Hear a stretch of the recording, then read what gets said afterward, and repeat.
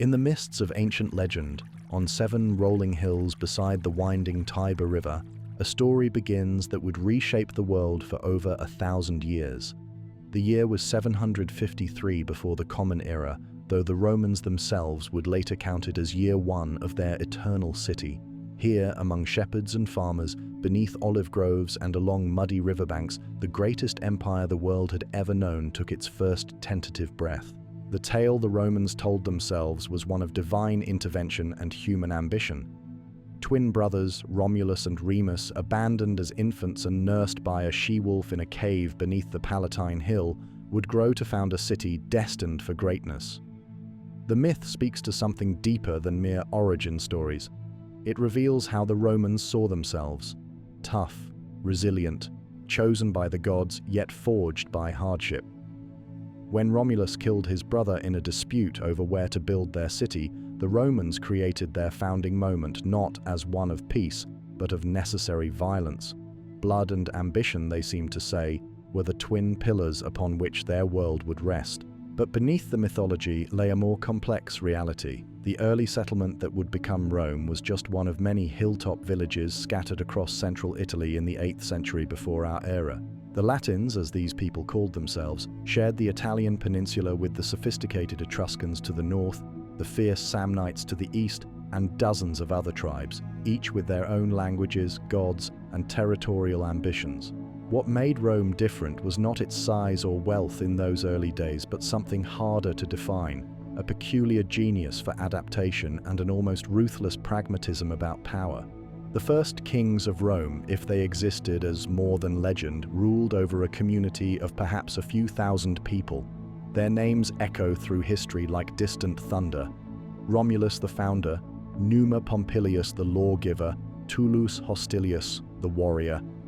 But it was the later kings, particularly those influenced by their northern neighbors, who transformed Rome from a collection of mud huts into something resembling a city.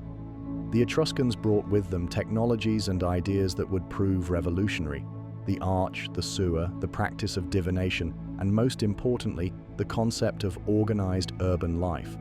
Under Etruscan influence, Rome began to look like the city it would become. The Cloaca Maxima, the great sewer system, drained the marshy valleys between the hills.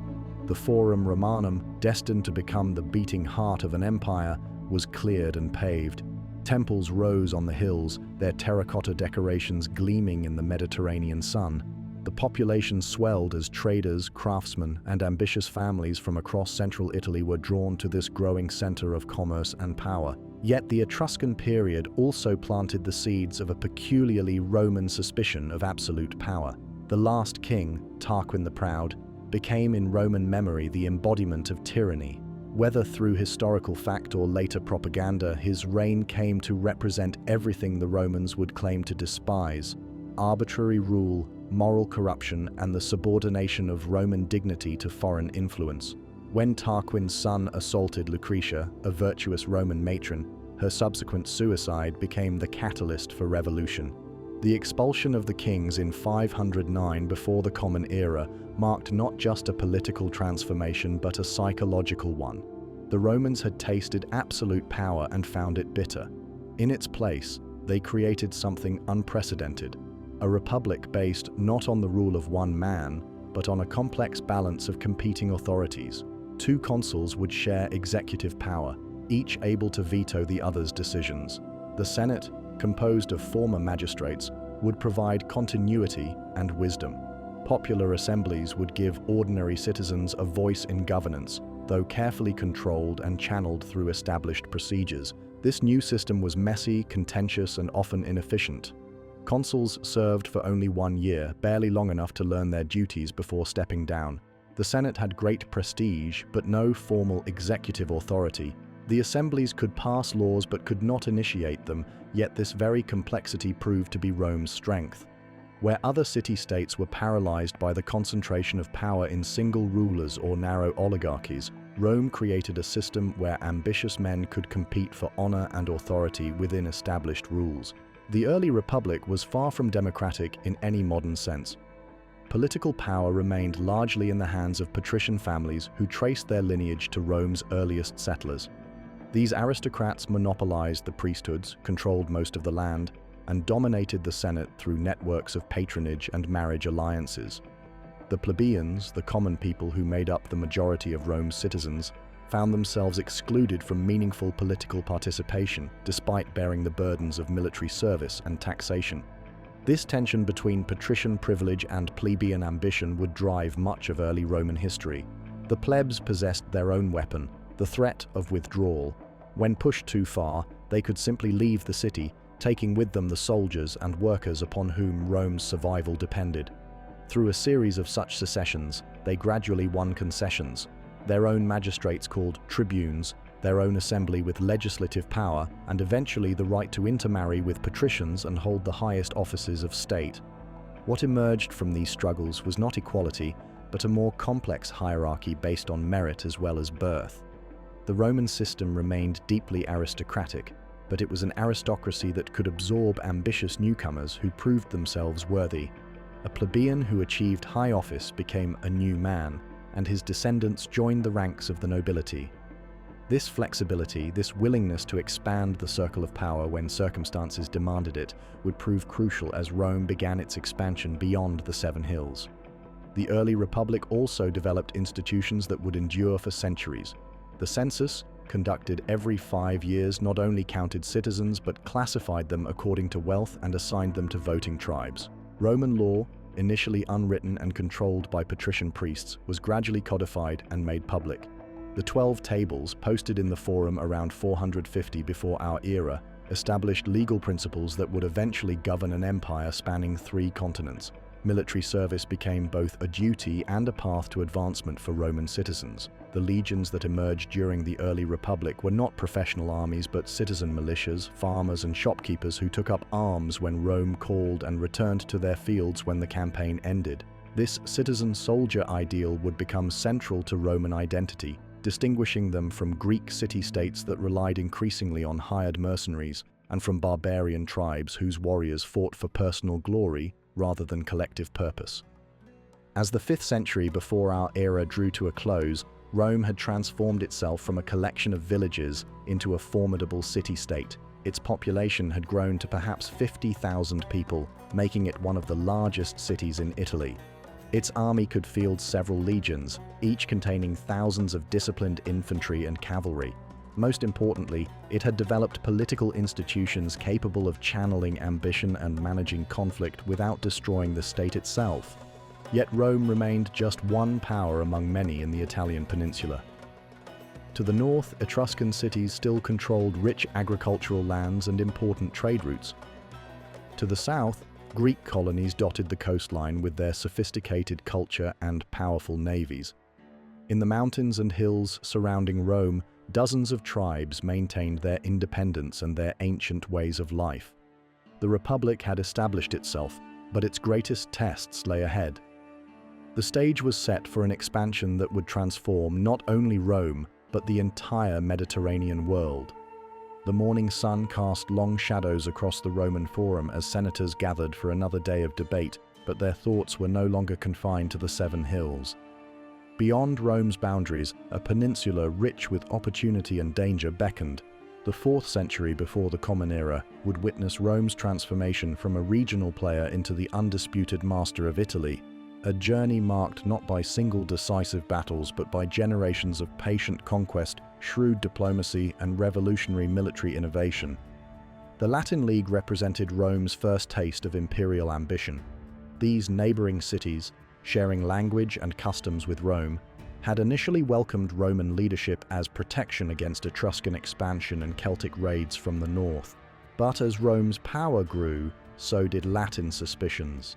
The very success that made Rome an attractive ally also made it a potential threat. When the Latins finally rebelled in 340 before our era, demanding equal treatment within their own alliance, Rome faced its first true test as an emerging power.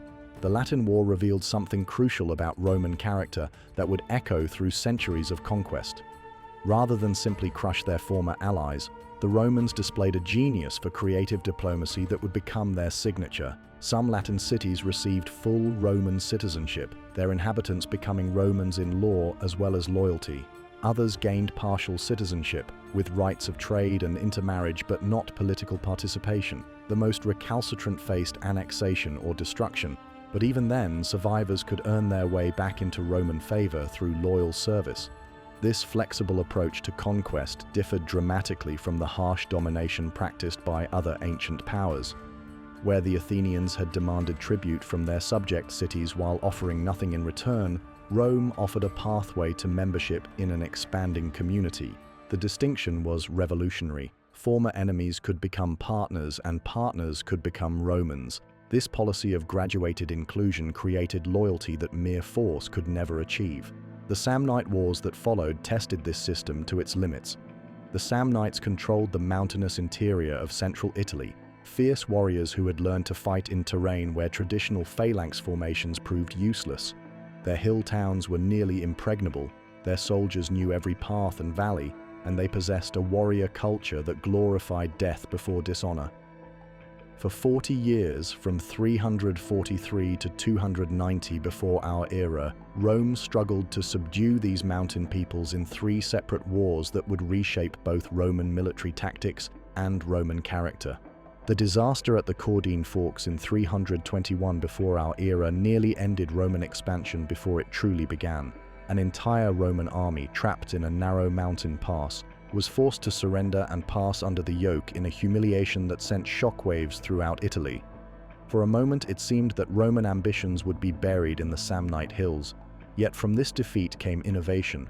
Roman generals learned to abandon rigid formations in favor of flexible manipular tactics, organizing their legions into smaller units that could adapt to broken terrain and changing circumstances. The manipular legion represented a military revolution as significant as any technological breakthrough. Where the Greek phalanx fought as a single massive formation, effective only on level ground and devastating when broken, the Roman legion operated as a coordinated system of independent parts. Each maniple of 120 men could function alone or in combination with others, advancing or withdrawing as circumstances required. Veterans occupied the front ranks as hastati, experienced soldiers formed the second line as principes, and the oldest, most reliable warriors served as triarii in reserve. This system gave Roman armies unprecedented tactical flexibility while maintaining the discipline that had always been their hallmark. Roman engineering prowess grew alongside military innovation.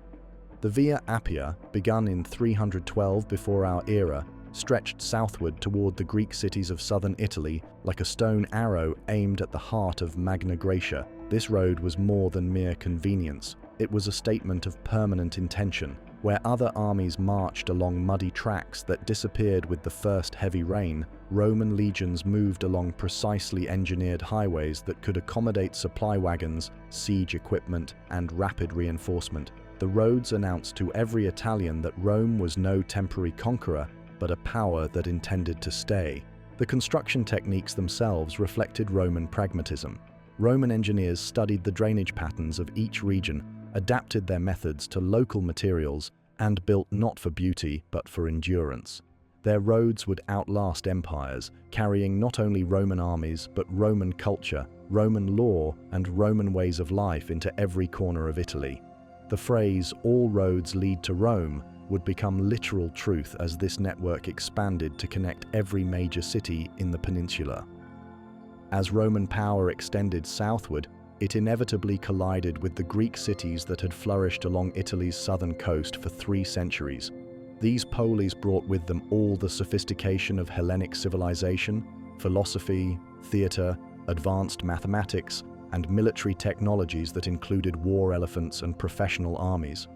Tarentum, the greatest of these cities, could field fleets that challenged Roman naval power and possessed cultural prestige that made Rome seem provincial by comparison. The arrival of Pyrrhus of Epirus in 280 before our era brought Rome face to face with Hellenistic military might at its peak.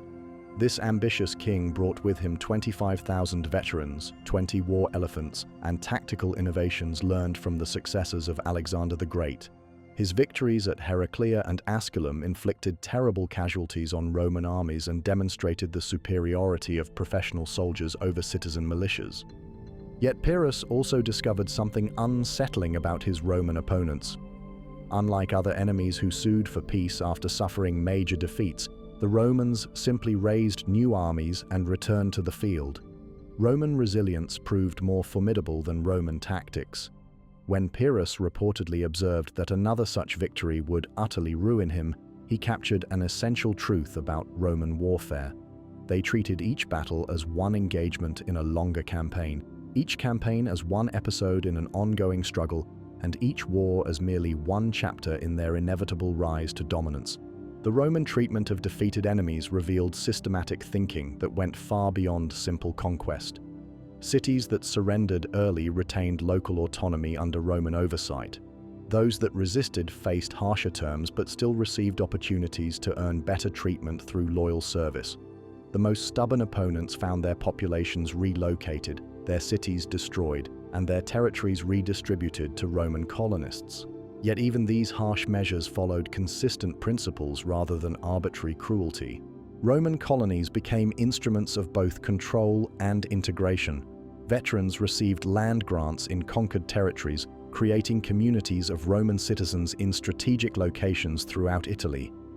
These colonies served as fortified bases for future military operations, models of Roman culture for neighboring peoples, and retirement communities for soldiers who had earned their rest through decades of service.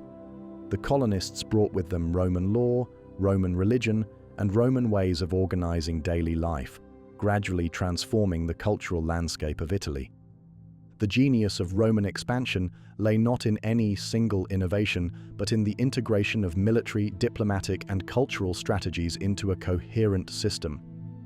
Roman armies conquered, Roman roads connected, Roman colonies consolidated, and Roman citizenship offered a future that transcended ethnic and geographical boundaries. Former enemies found themselves not merely subjected to Roman rule, but invited to participate in Roman success. This transformation of Italy created something unprecedented in ancient history, a unified peninsula under single authority, but with tremendous diversity in local customs, languages, and traditions. The Romans did not seek to homogenize their subjects, but rather to harness their particular strengths. Greek cities provided cultural sophistication and naval expertise. Mountain peoples supplied hardy soldiers and knowledge of difficult terrain. Coastal communities contributed maritime skills and commercial connections. By 250 before our era, Rome controlled virtually all of peninsular Italy through a complex network of alliances, colonies, and direct annexations. The Latin League had evolved into something much larger, a confederation that stretched from the Alps to the tip of Calabria, united under Roman leadership but rich with local variation. This achievement represented the work of nearly 3 centuries, the efforts of countless thousands of soldiers, engineers, diplomats, and administrators who had created something that neither Greece nor any other ancient power had ever achieved. The military machine that emerged from this long process of expansion was formidable beyond anything the ancient world had yet seen. Roman legions could be recruited from populations totaling perhaps 4 million people, providing manpower reserves that dwarfed any potential enemy. The road network allowed rapid concentration of forces at threatened points, while the colonial system provided secure bases throughout the peninsula. Most importantly, the graduated citizenship system meant that Roman armies fought not merely for conquest, but for the defense of communities to which they belonged. Standing at the threshold of the 3rd century before our era, Rome had become something unique, a power that grew stronger through conquest rather than weaker, that treated former enemies as future allies, and that possessed institutional mechanisms for managing expansion without losing control. The Seven Hills had become the capital of Italy, but greater challenges awaited across the Mediterranean waters, where another great power watched Roman success with growing alarm. Across the narrow waters that separated Sicily from the African coast, 2 civilizations stared at each other with growing recognition that the Mediterranean was too small for both their ambitions. Carthage commanded the waves with fleets that had plied these waters for centuries, their purple-sailed ships carrying goods from Britain to Egypt while their merchants counted profits in talents of silver. Rome controlled the land with legions that had never known defeat on Italian soil, their disciplined formations now poised at the very edge of the sea that had always marked the boundary of their world. The collision, when it came, would span more than a century and transform the victor into something unprecedented, a power that ruled not just a peninsula but an entire inland sea. Yet in 264 before our era, as Roman and Carthaginian interests first clashed over the Sicilian city of Messana, neither side could have imagined the titanic struggle that lay ahead. Carthage represented everything Rome was not. Founded by Phoenician colonists from distant Tyre, this merchant republic had built its empire through trade rather than conquest, preferring to buy soldiers rather than breed them, seeking profit rather than glory. Carthaginian admirals navigated by secret knowledge passed down through generations, their ships venturing beyond the Pillars of Hercules to lands where tin and amber waited for those bold enough to seek them. Their city gleamed with wealth accumulated from centuries of commerce, its harbors filled with vessels from every corner of the known world. The Carthaginians had watched Roman expansion with the detached interest of merchants calculating risk and opportunity. Land empires rose and fell, but the sea endured, and Carthage ruled the sea absolutely. Their treaties with Rome had acknowledged this division. Romans might dominate Italy, but the waters belonged to Carthage. Sicily, poised between these spheres of influence like a stepping stone between two worlds, made such neat divisions impossible to maintain. The First Punic War erupted not from grand strategy, but from the small-scale conflicts that so often trigger great events. Mercenaries called the Mamertines had seized Messana and found themselves trapped between advancing Syracusans and Carthaginian intervention. Their desperate appeal to Rome created the moment of decision that Roman historians would later identify as the beginning of empire. The Senate hesitated, recognizing that intervention in Sicily meant challenging Carthage on its own element, but the popular assembly voted for war with the enthusiasm of a people who had never encountered an enemy they could not defeat. The Romans discovered that mastery of land meant little when separated from the enemy by 20 miles of open water. Carthaginian ships transported troops at will, supplied besieged cities, and raided the Italian coast, while Roman legions stood helplessly on the shore. For a maritime power, this would have meant acknowledging the futility of their position, but Romans possessed a peculiar talent for refusing to accept the impossible. Roman shipwrights studied a captured Carthaginian quinquereme with the methodical attention they might give to a new siege engine. Within months, forests echoed with the sound of axes as trees fell to feed the greatest construction project in Roman history. 160 warships took shape in Roman dockyards, built by men who had never seen a naval battle but who understood the principles of organization and discipline that had conquered Italy. The corvus, the boarding bridge that Roman engineers attached to their ships, embodied their approach to this alien form of warfare. Unable to match Carthaginian seamanship, they transformed naval combat into the kind of hand-to-hand fighting where Roman soldiers excelled. When the bronze-beaked bridge crashed down onto an enemy deck, it created a battlefield where Roman swords could decide the outcome. The Battle of Mylae in 260 saw this improvised fleet defeat experienced Carthaginian squadrons through sheer audacity and tactical innovation. Yet the sea exacted its own price for Roman presumption. Storms claimed more ships than enemy action, sending entire fleets to the bottom with their crews of citizen soldiers who had never learned to fear anything but drowning. The disaster off Camarina cost Rome 200 ships and their entire crews in a single day, while another tempest near Sicily swallowed 150 more vessels. Carthaginian admirals, raised from childhood to read wind and wave, watched in amazement as Romans rebuilt each shattered fleet and returned to waters that had already claimed tens of thousands of their countrymen. The grinding siege of Lilybaeum revealed how this war differed from the swift campaigns that had conquered Italy. Here was a Carthaginian fortress that could not be starved into submission because enemy fleets could supply it indefinitely, could not be stormed because its walls rose from solid rock, and could not be bypassed because it controlled the sea lanes essential to Roman strategy. For years, Roman legions camped before walls they could not breach while Carthaginian ships sailed in and out of the harbor with contemptuous ease. Roman persistence finally prevailed through a combination of improved seamanship and Carthaginian exhaustion. The Battle of the Aegates Islands in 241 before our era saw Roman ships maneuver with something approaching professional skill, while Carthaginian resistance crumbled under the weight of decades of war expenditure. The peace treaty that followed gave Rome its first overseas province in Sicily, but more importantly, it established the principle that Roman determination could overcome any temporary disadvantage. The interval between the First and Second Wars demonstrated how differently the two powers approached conflict. Carthage turned inward, struggling with a massive mercenary revolt that nearly destroyed the city when unpaid soldiers from Africa, Spain, and Gaul besieged their former employers. Rome used the peace to consolidate its hold on Sicily, establish naval bases, and develop the administrative systems needed to govern overseas territories.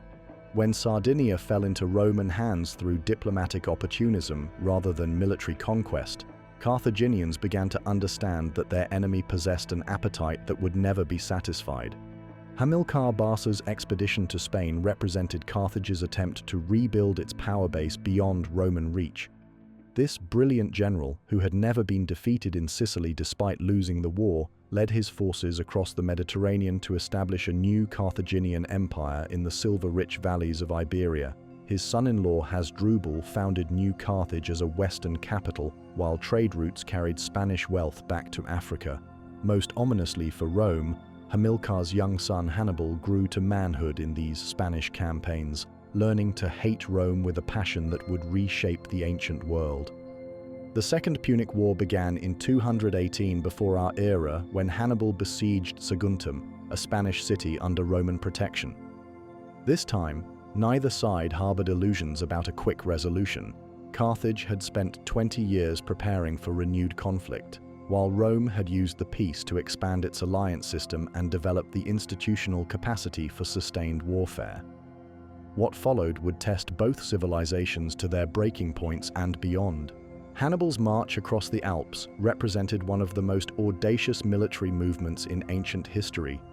Leading 90,000 men, 12,000 cavalry, and 37 war elephants through mountain passes that had never seen an army, he brought Carthaginian power directly into the heart of Roman Italy. The psychological impact of his arrival equaled its strategic significance. Romans who had grown accustomed to fighting their wars on foreign soil suddenly found the enemy camping outside their gates. The battles that followed shattered Roman confidence and revealed the terrible price of facing a military genius at the height of his powers. At the Trebia River, Hannibal's tactical sophistication overwhelmed Roman commanders who had never encountered such complexity in warfare.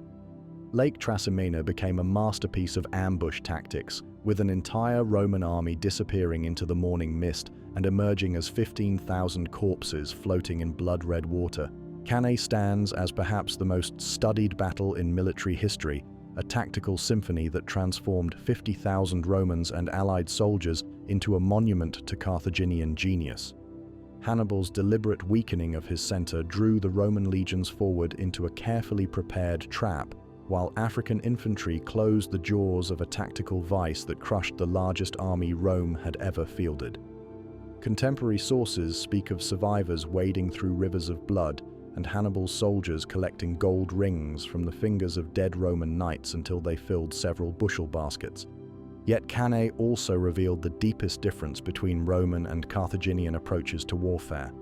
Where other cities would have sued for peace after such catastrophic defeats, Rome simply refused to acknowledge that the war could be lost. The Senate forbade any discussion of surrender, declared mourning illegal, and began raising new armies from populations that had already sacrificed their sons on a dozen battlefields. When allies wavered, Roman diplomats reminded them that Rome had never abandoned a friend or forgotten an enemy. Fabius Maximus embodied this Roman response to crisis. Named dictator in Rome's darkest hour, he developed a strategy of attrition that avoided direct confrontation while systematically destroying Hannibal's ability to sustain his army in hostile territory. Roman forces shadowed the Carthaginians, cut their supply lines, attacked their foraging parties, and prevented them from establishing permanent bases. This approach frustrated Romans who yearned for the decisive battles that had built their empire, earning Fabius the nickname Cunctator, or the Delayer, but it slowly bled Hannibal's army of the strength needed for final victory. The war's decisive phase began when Romans started applying lessons learned in defeat. Scipio Africanus, a young general who had survived Cannae and studied Hannibal's methods, carried the war back to Spain and Africa with tactics borrowed from his former enemy. At Illyricum, he used Hannibal's own battlefield innovations to destroy Carthaginian power in Iberia. His subsequent invasion of Africa forced Carthage to recall Hannibal for the final confrontation that both sides knew would determine the fate of the Western Mediterranean. Zama in 202 before our era saw master face student in a battle that would be remembered for millennia.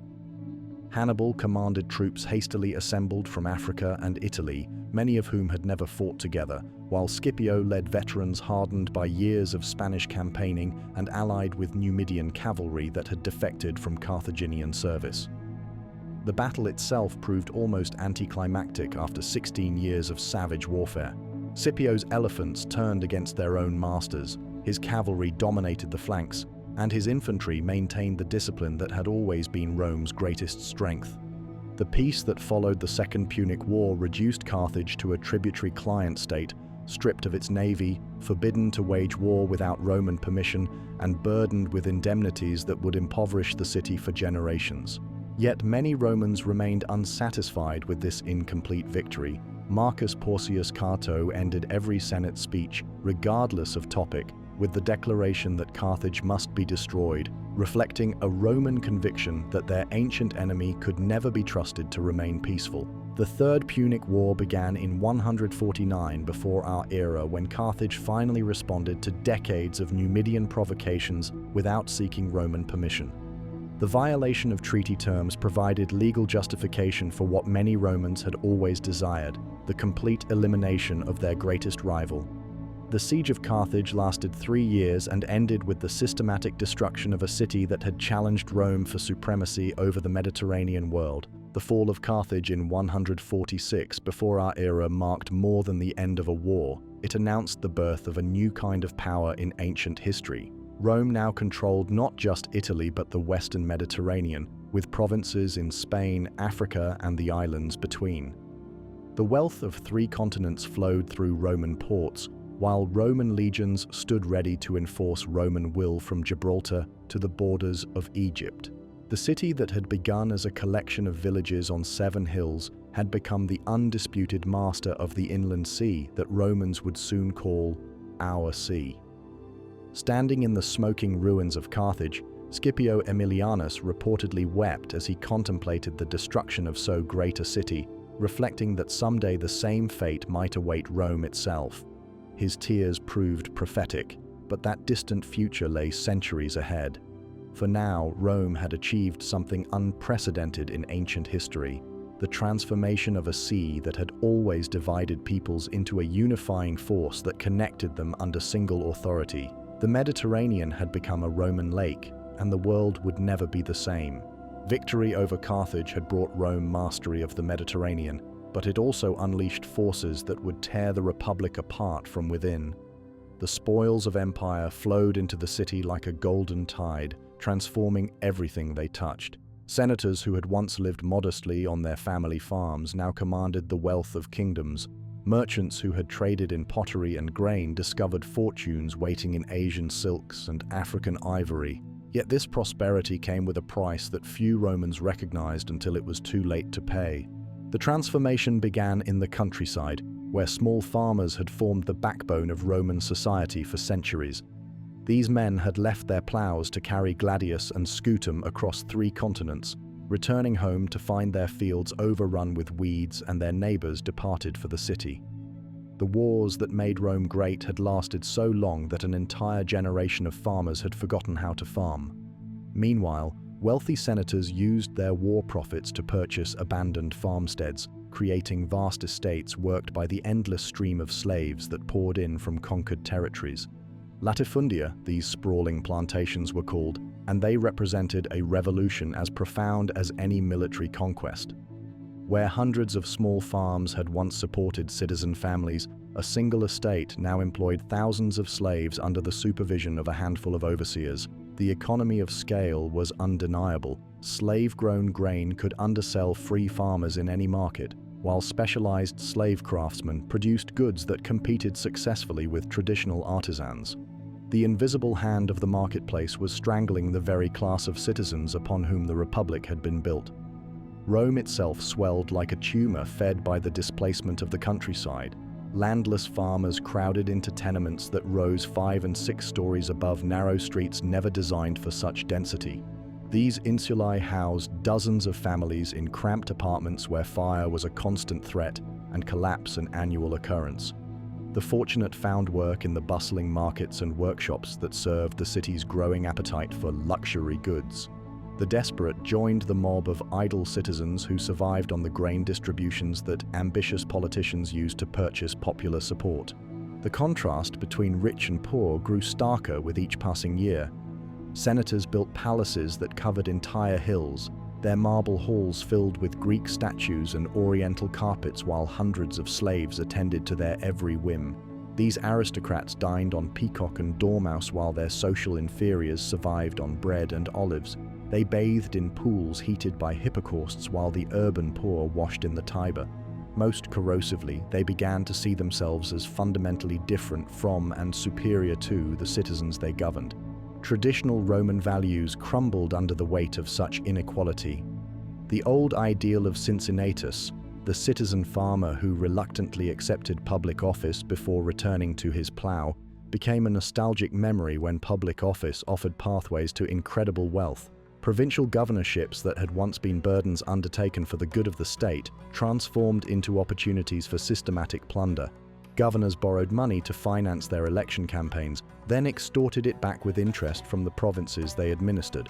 Greek philosophy arrived in Rome alongside Greek slaves and Greek art, but its impact proved more destabilizing than any military defeat.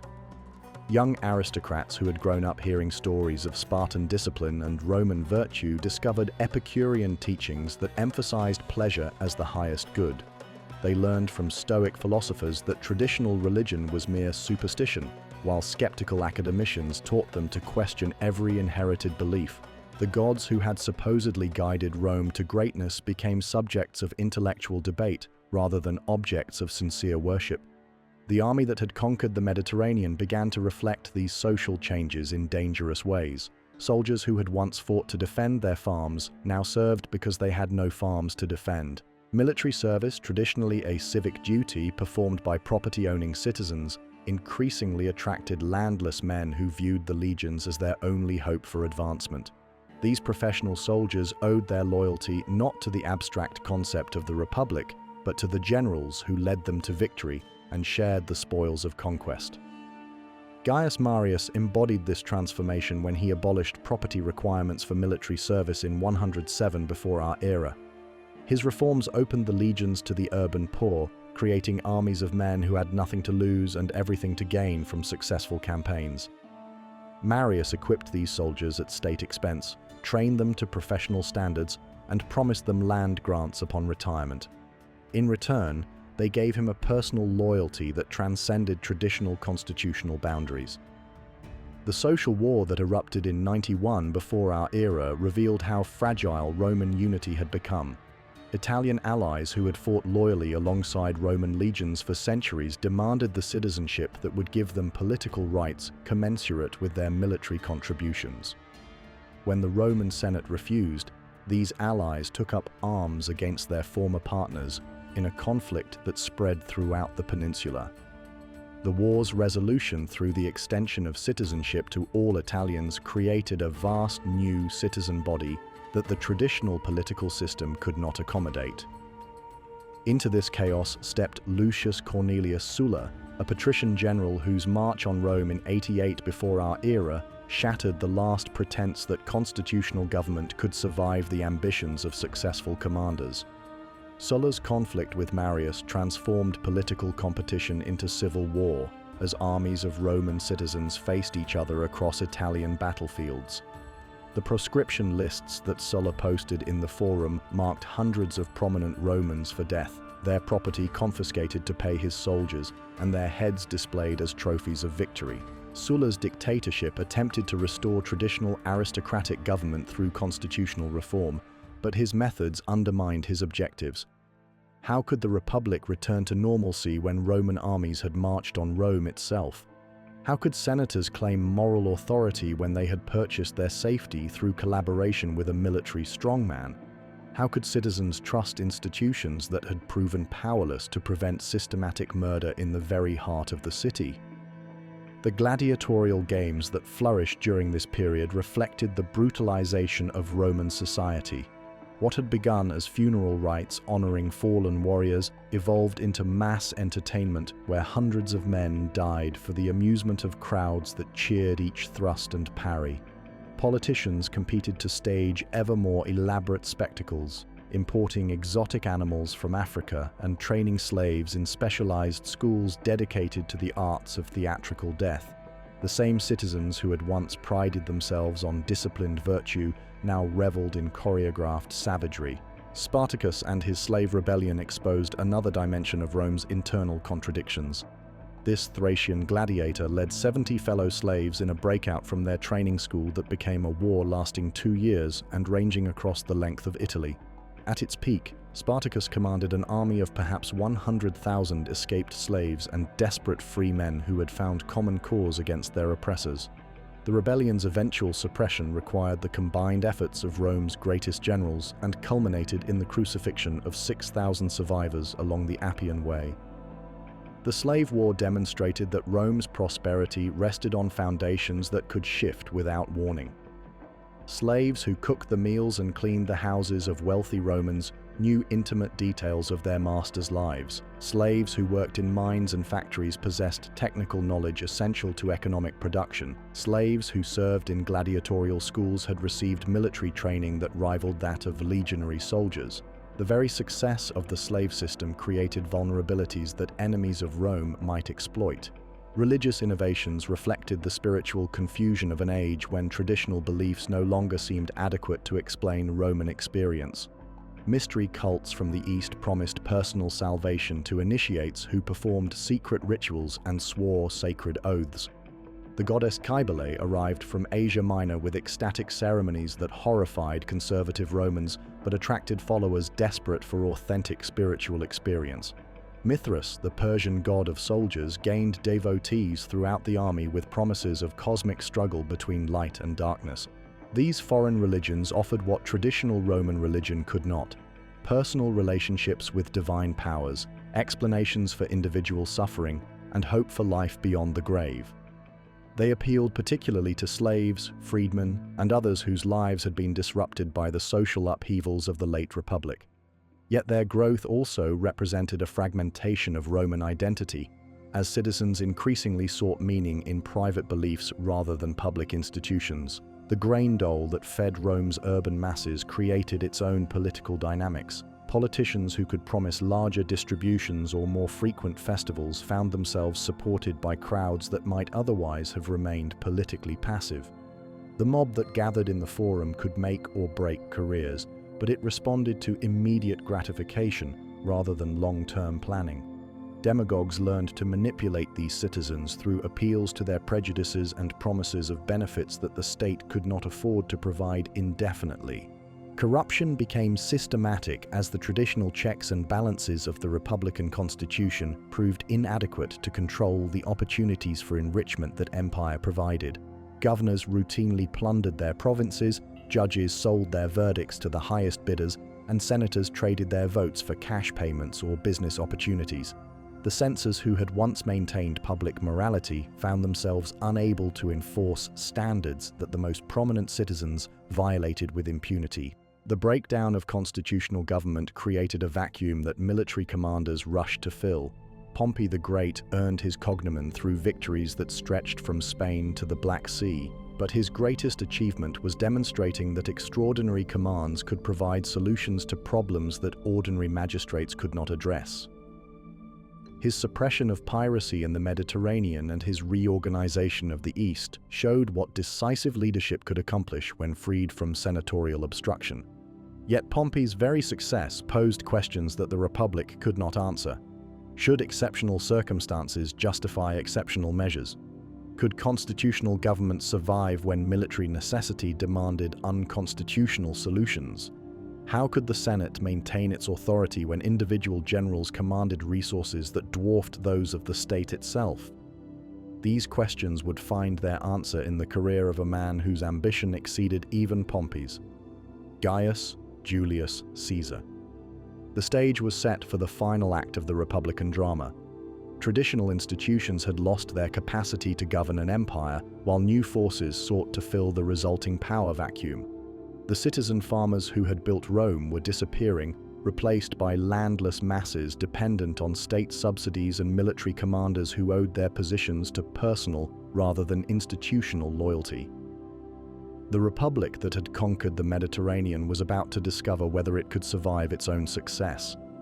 In the waning years of the Republic, when ambitious men circled the carcass of constitutional government like wolves around wounded prey, one figure emerged who would transform not merely Rome but the entire concept of leadership in the ancient world. Gaius Julius Caesar possessed the kind of magnetic charisma that bends history to individual will, yet his rise to power revealed as much about the Republic's weakness as about his own strength. The system that had conquered an empire was about to be conquered by one of its own sons. Caesar's early career followed the traditional path of Roman aristocrats, but with an intensity that marked him as exceptional. His youth in the Suburra, Rome's most notorious slum, taught him to speak the language of the streets as fluently as that of the Forum. His brief captivity by pirates became legend when he told his captors their ransom demand was insultingly low, then returned after his release to crucify them all. His political education under the tutelage of mentors like Marcus Crassus revealed a mind that grasped not just the rules of the game, but the possibilities for changing them entirely. The first triumvirate represented Caesar's masterstroke of political manipulation, though it remained invisible to contemporary observers. This secret alliance with Pompey the Great and Marcus Crassus created a shadow government that controlled Roman politics through the careful coordination of their combined resources. Pompey brought military prestige and veteran loyalty. Crassus contributed vast wealth accumulated through real estate speculation and slave trading, while Caesar offered the political cunning needed to transform their partnership into effective power. The conspiracy worked because it gave each member what he most desired while appearing to threaten none of their rivals directly. Pompey received the extraordinary commands he craved, Crassus gained the eastern campaigns that promised even greater riches, and Caesar secured the consulship that would launch his own military career. Their opponents in the Senate, led by the incorruptible Cato the Younger, suspected manipulation but could never prove coordination among men who maintained the fiction of independent action. Caesar's consulship in 59 before our era demonstrated both his tactical brilliance and his contempt for constitutional niceties. When his colleague Bibulus attempted to obstruct legislation, Caesar arranged for him to be pelted with dung and confined to his house for the remainder of his term. When tribunes threatened vetoes, Caesar's supporters simply ignored them. When senators demanded debate, Caesar scheduled votes during hours when his opponents could not attend. Romans with long memories noted that the year had effectively one consul, and they dated their documents in the consulship of Julius and Caesar.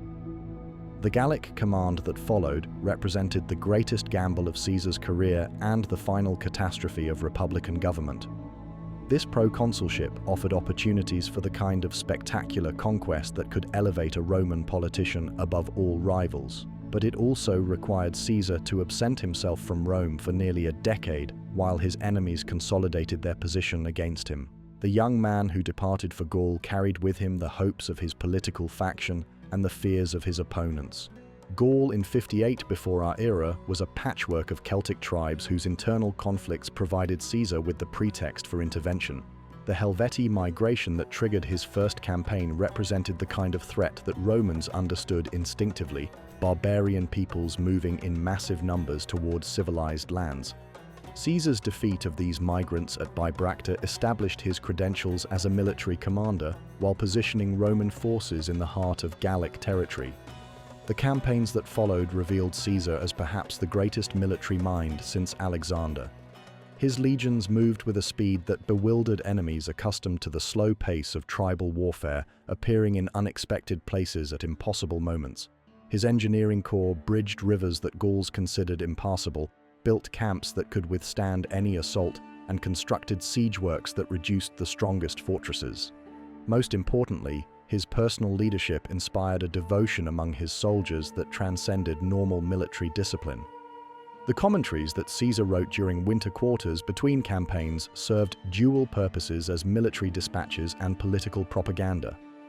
These accounts, written in the third person with seeming objectivity, portrayed their author as a reluctant servant of Roman destiny who conquered Gaul not from personal ambition, but from necessity imposed by barbarian aggression. Roman readers devoured descriptions of strange customs and exotic peoples, while Caesar's supporters used his victories as evidence of divine favor for their cause. Vercingetorix and the Great Gallic Revolt of 52 before our era tested Caesar's abilities against an enemy who had learned from previous defeats. This Arverni chieftain united Gallic tribes in a coordinated resistance that employed tactics specifically designed to counter Roman advantages. Gallic forces avoided pitched battles, destroyed supplies before Roman armies could seize them, and harassed Roman columns with hit-and-run attacks that gradually weakened Caesar's position. The siege of Alesia represented the climax of Caesar's Gallic campaigns and one of the most remarkable military achievements in ancient history. Faced with a fortified hilltop that could not be stormed, Caesar constructed a double line of fortifications that simultaneously besieged the Gallic fortress and defended against the relief army that approached from outside. His legions fought enemies attacking from two directions while maintaining the complex logistics needed to sustain operations through a bitter winter. The surrender of Vercingetorix at Alesia completed the conquest of Gaul and made Caesar the wealthiest man in Rome. The gold that flowed from Celtic treasuries financed the most extensive bribery operation in Republican history, while captured slaves provided personal gifts for every senator whose support Caesar needed. More importantly, 8 years of constant campaigning had created an army whose loyalty belonged to Caesar personally rather than to the Roman state. Meanwhile, in Rome, the political landscape shifted in ways that made Caesar's peaceful return increasingly unlikely. The death of Crassus at Carrhae in 53 before our era destroyed the delicate balance that had maintained the first triumvirate, while Pompey's gradual alignment with Caesar's senatorial enemies reflected his growing fear of his former partner's rising power. The marriage alliance that had briefly united the two men ended with Julia's death in childbirth, removing the last personal bond between them. Marcus Porcius Cato emerged as the moral leader of Caesar's opposition, a man whose rigid adherence to republican principles made compromise impossible. Cato's dramatic filibusters and theatrical gestures kept constitutional issues before the public eye, while his personal austerity provided a stark contrast to Caesar's flamboyant generosity. This great-grandson of Cato the Elder represented everything that Caesar threatened: tradition, restraint, and the subordination of individual ambition to institutional authority. The final crisis approached as Caesar's proconsular command neared its legal expiration. His enemies demanded that he return to Rome as a private citizen, vulnerable to prosecution for the constitutional violations of his consulship. Caesar's supporters argued for his right to stand for consul in absentia, allowing him to maintain immunity while seeking a second consulship. Both sides understood that the dispute concerned more than legal technicalities. It would determine whether the Republic could still constrain ambitious individuals. Caesar's letters from Gaul grew increasingly urgent as political maneuvering in Rome reached deadlock. He offered compromises that would have allowed face-saving retreats for all parties, but Cato and his allies rejected any solution that did not involve Caesar's complete submission to senatorial authority. They preferred civil war to the precedent that would be set by yielding to military blackmail. The die was cast not by Caesar's ambition, but by his enemies' intransigence. The crossing of the Rubicon in 49 before our era marked the point of no return for both Caesar and the Republic. This small stream that separated Gaul from Italy became immortal as the boundary between legal authority and revolutionary violence. When Caesar led his legions across this insignificant river, he transformed himself from a Roman magistrate into a rebel against the state that had raised him to greatness.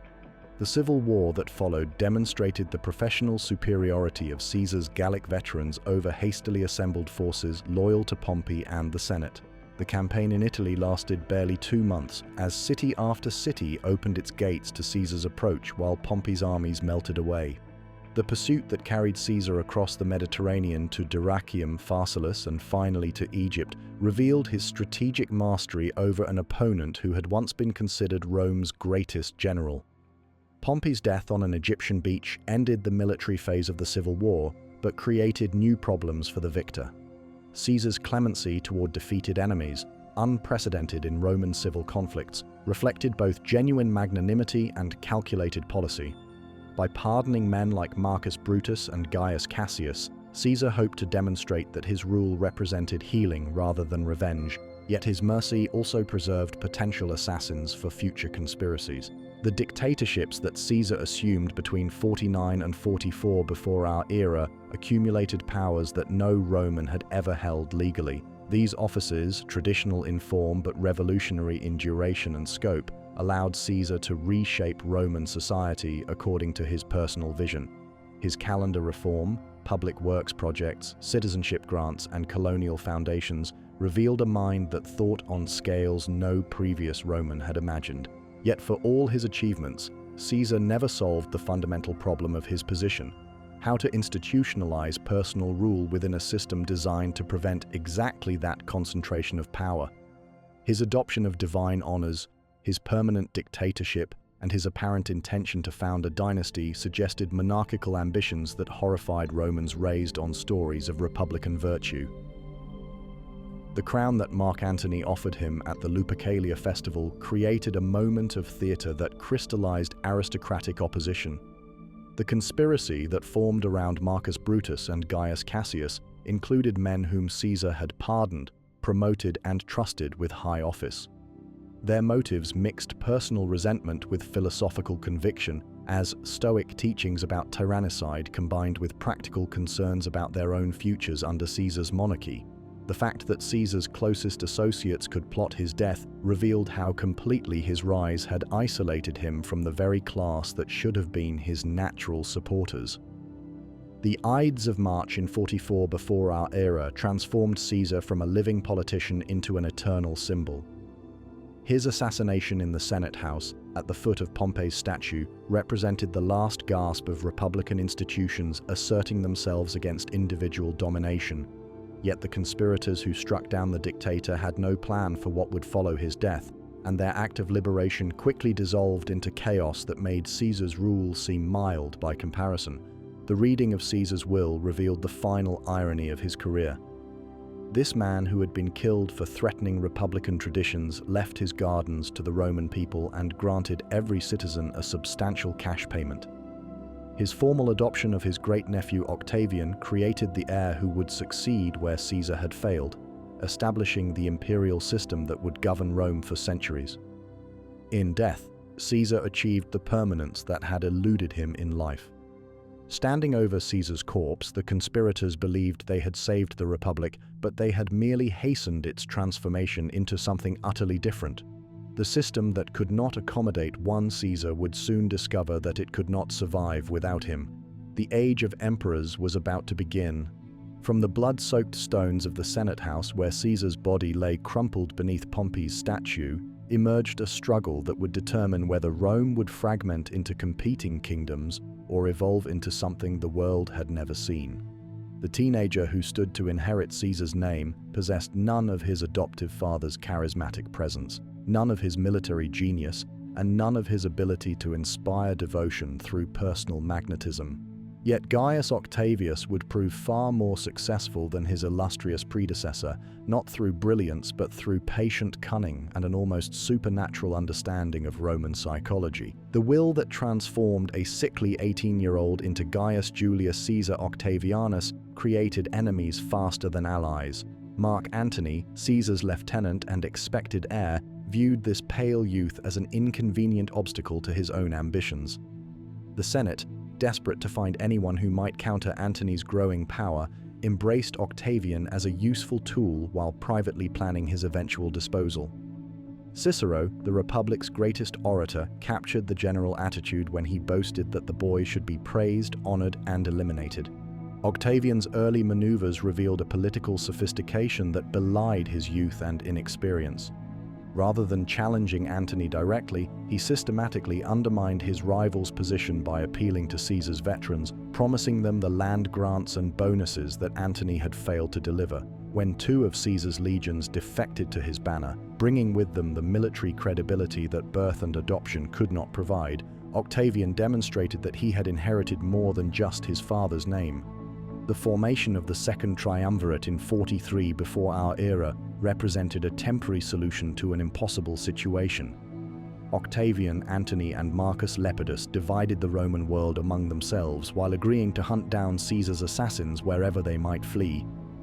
Yet unlike the secret partnership that had once united Caesar, Pompey, and Crassus, this new alliance was formalized through legislation that granted its members extraordinary powers for a term of 5 years. The proscription lists that followed made Sulla's purges seem merciful by comparison.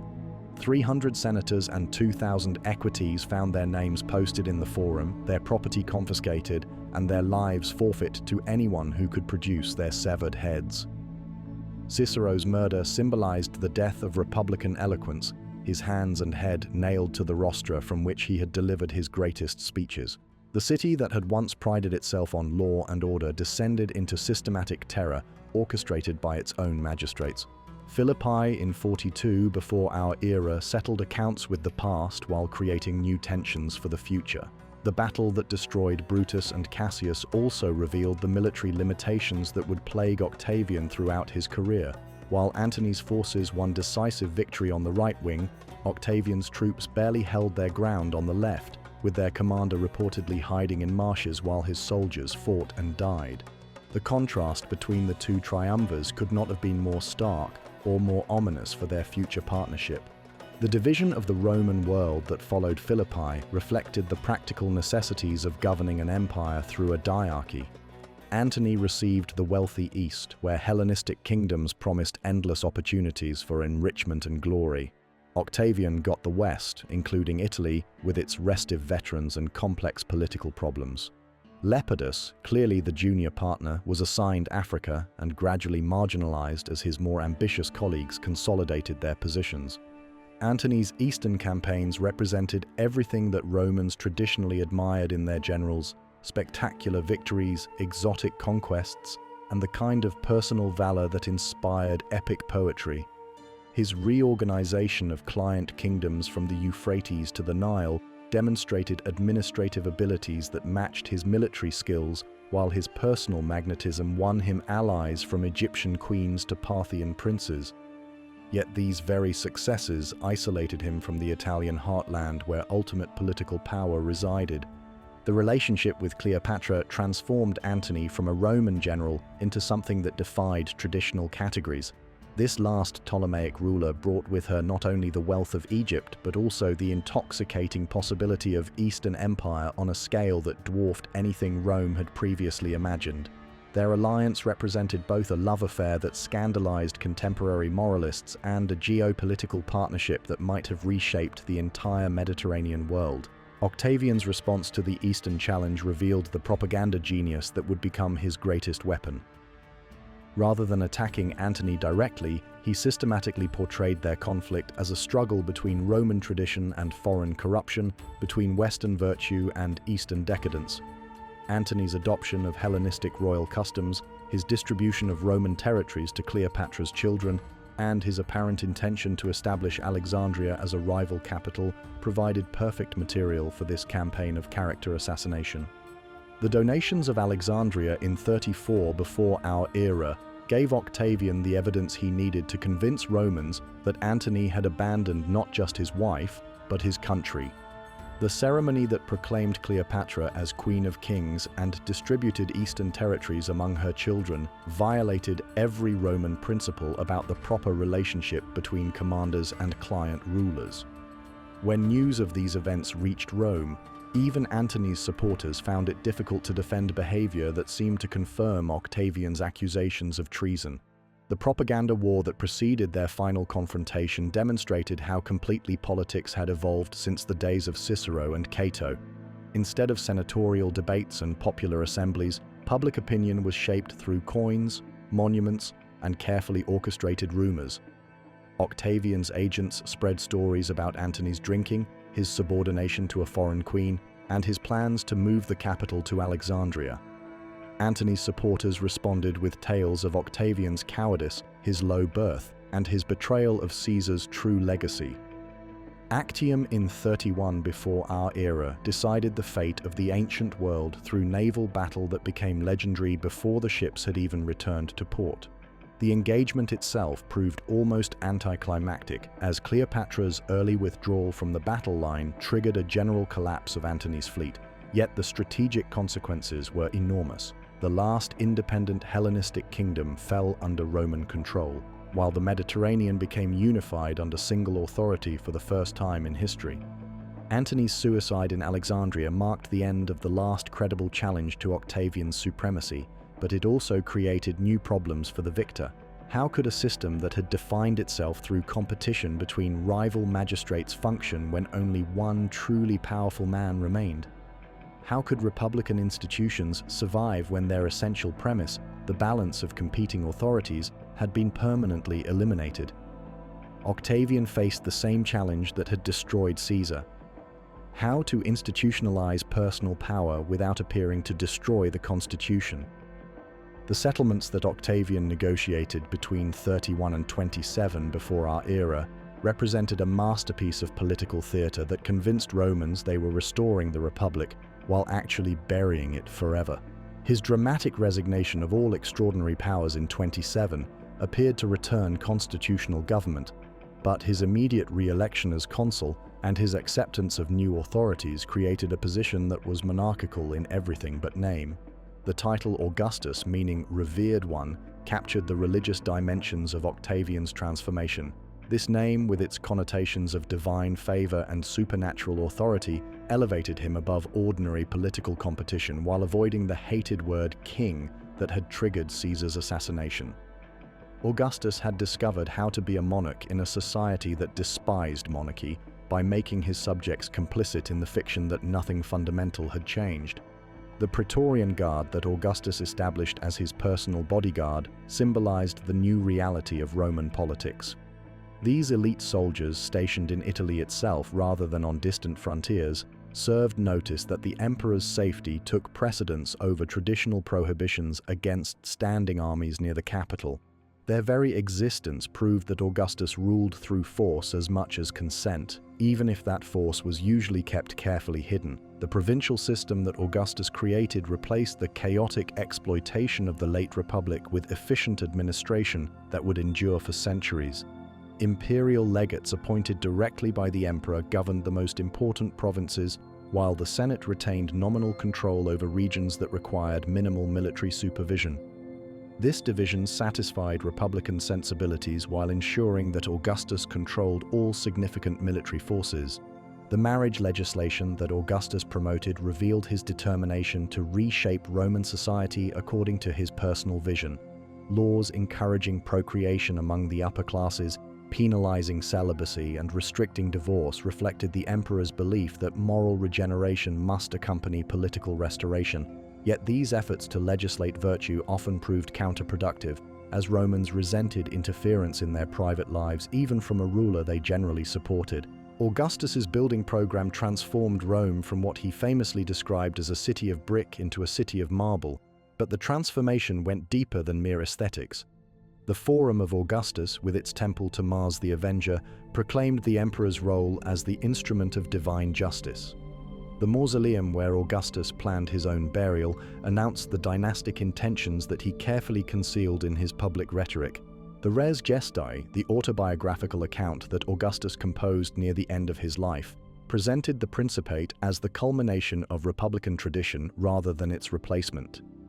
This masterpiece of political literature described 45 years of rule as a series of services rendered to the Roman people, omitting any reference to the coercion and manipulation that had made those services possible. Future emperors would envy Augustus's ability to exercise absolute power while maintaining the appearance of constitutional government. The succession crisis that shadowed Augustus's final years revealed the fundamental weakness of a system that depended entirely on one man's personal authority. His grandsons Gaius and Lucius Caesar died young, his nephew Marcellus predeceased him, and his stepson Drusus fell in Germanic campaigns. The eventual emergence of Tiberius as heir apparent reflected necessity rather than preference, as Augustus reluctantly accepted a successor whose morose temperament promised none of the charismatic leadership that had made the Principate possible. The Pax Romana that Augustus established would endure for 2 centuries, bringing unprecedented prosperity and stability to the Mediterranean world. Yet this peace came at the cost of the political vitality that had made Rome great. The citizen soldiers who had conquered the world became subjects who watched gladiatorial games. The senators who had governed an empire became ornamental figures who competed for meaningless honors, and the assemblies that had passed laws became crowds that cheered imperial appearances. Augustus died in 14 of the Common Era, having achieved what no Roman before him had even attempted: the transformation of a city-state into a universal empire governed by institutions that could survive the death of their creator. His funeral procession through the streets of Rome marked not just the end of an extraordinary life, but the beginning of a new phase in human history. The Republic was dead, but from its ashes had risen something unprecedented: a system of government that would unite the Mediterranean world under Roman law for centuries to come. The empire that Augustus bequeathed to his successors was about to enter its golden age, a period when Roman civilization would reach heights of achievement that would dazzle posterity for millennia. From the rain-soaked frontiers of Britain to the sun-baked sands of the Sahara, from the Atlantic shores of Spain to the mountain passes of Armenia, a single authority now governed territories that encompassed virtually every landscape and climate known to ancient geography. What emerged from this unprecedented unity was not merely political control, but a civilization that synthesized the best of every culture it encountered. The Flavian amphitheater rose from the heart of Rome like a stone mountain, its 4 stories of arches and columns creating shadows that shifted with the sun across a structure larger than any building the world had ever seen. 72,000 spectators could fill its seats, drawn from every corner of the empire to witness spectacles that defied imagination. The Colosseum, as later generations would name it, represented more than entertainment. It embodied the Roman genius for organization, engineering, and the management of masses that made imperial civilization possible. Beneath the arena floor, a labyrinth of passages and chambers housed the complex machinery that lifted wild beasts, gladiators, and elaborate stage sets into the sandy oval above. Elephants from Africa, tigers from India, and bears from the Germanic forests waited in these subterranean chambers, while overhead mechanisms prepared to deliver them to their fate. The naval battles staged in the flooded arena brought the empire's maritime victories home to audiences who had never seen the sea, while elaborate hunts recreated the conquest of nature that paralleled Rome's conquest of nations. The gladiatorial combats that provided the amphitheater's most popular entertainment reflected a complex relationship between civilization and barbarism that defined imperial culture. These fighters, drawn from the ranks of slaves, criminals, and volunteers seeking fame or fortune, underwent training that rivaled the preparation of Olympic athletes. Their schools became academies where the arts of combat were refined to theatrical perfection, where men learned to die with dignity while crowds roared their approval or disapproval. The social dynamics of the arena revealed the empire's hierarchical nature while simultaneously providing a space where traditional boundaries could be temporarily suspended. Senators sat closest to the action, their togas marking them as masters of the world, while freed slaves and foreign visitors filled the upper tiers according to strictly regulated seating arrangements. Yet when a particularly skillful gladiator faced death, the crowd could demand his preservation regardless of social standing, creating moments when popular will overruled imperial prerogative. The architectural revolution that transformed Rome during the first 2 centuries of imperial rule rested on innovations that would influence construction techniques for the next 2,000 years.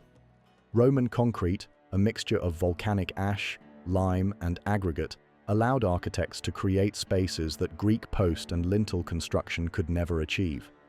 The dome of the Pantheon, completed under Hadrian, remained the largest unreinforced concrete structure ever built until the 20th century, its perfect sphere embodying mathematical principles while creating a spiritual space that seemed to capture the heavens themselves. The engineering systems that supplied imperial Rome with water, demonstrated organizational capabilities that matched architectural achievements. 11 aqueducts carried mountain springs across hundreds of miles of countryside, their precisely calculated gradients maintaining steady flow, while their massive arcades marched across valleys like stone armies. The daily delivery of 300 million gallons enabled a population approaching 1 million people to enjoy luxuries that most modern cities would envy: public fountains on every street corner, elaborate bath complexes, and private households with running water. The baths of Caracalla epitomized the Roman approach to public amenities, combining practical hygiene with social recreation in spaces that rivaled imperial palaces. These vast complexes provided not merely facilities for washing, but complete environments for leisure: libraries, gardens, athletic fields, and meeting rooms where citizens could spend entire days in comfort. The hypocaust system that heated these buildings through underground furnaces and wall cavities demonstrated the technical sophistication that made such luxury possible for ordinary people. Roman law evolved during this period into a systematic body of principles that would govern European civilization long after the empire's collapse. The digest, compiled under Justinian, preserved the accumulated wisdom of generations of Roman jurists who had grappled with every conceivable legal question from property disputes to imperial succession. The distinction between public and private law, the presumption of innocence, and the right to legal representation became foundations of justice that transcended cultural boundaries. The practical application of Roman law created a unified legal environment across territories that had previously operated under dozens of different systems. A merchant from Gaul could conduct business in Egypt confident that his contracts would be enforced according to familiar principles. A soldier from Spain could marry a woman from Syria knowing that their children's inheritance rights would be protected regardless of where they chose to live.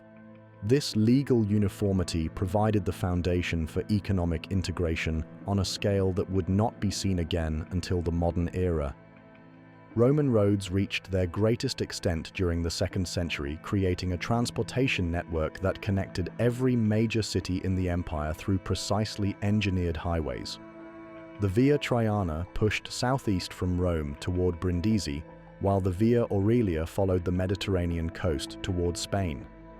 In Britain, Watling Street and Ermine Street carried Roman authority into regions that had never known wheeled vehicles. Each road was built to standards that ensured durability: deep foundations, multiple layers of stone and gravel, and crowned surfaces that shed rainwater into carefully constructed drainage ditches. The practical impact of this road system transformed daily life throughout the empire. Messages could travel from Rome to the Rhine frontier in under 40 days, while merchant caravans moved goods between distant provinces with unprecedented efficiency.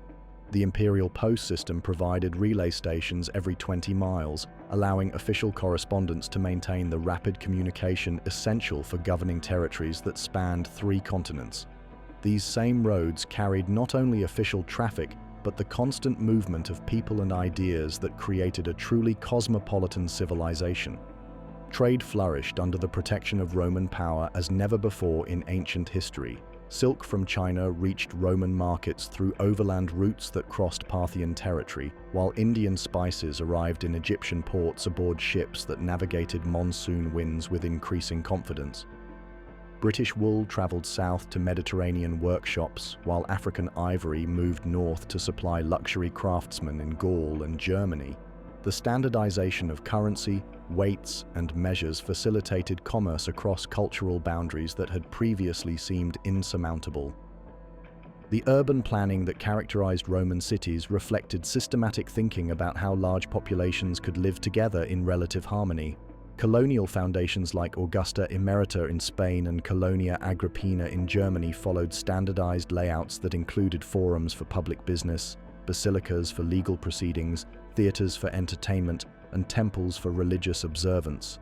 These planned communities provided models of civilized life that indigenous populations could admire and eventually emulate. Daily life in imperial Rome revealed both the splendor and the squalor of the world's greatest city. Wealthy patricians lived in domus that covered entire city blocks, their marble atria and frescoed walls creating private worlds of luxury, while armies of slaves attended to every need.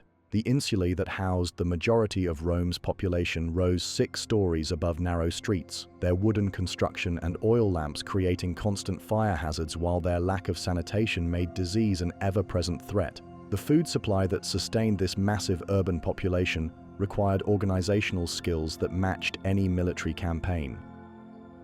Grain ships from Egypt and Africa arrived at Ostia according to seasonal schedules that had to account for weather, politics, and the agricultural cycles of distant provinces.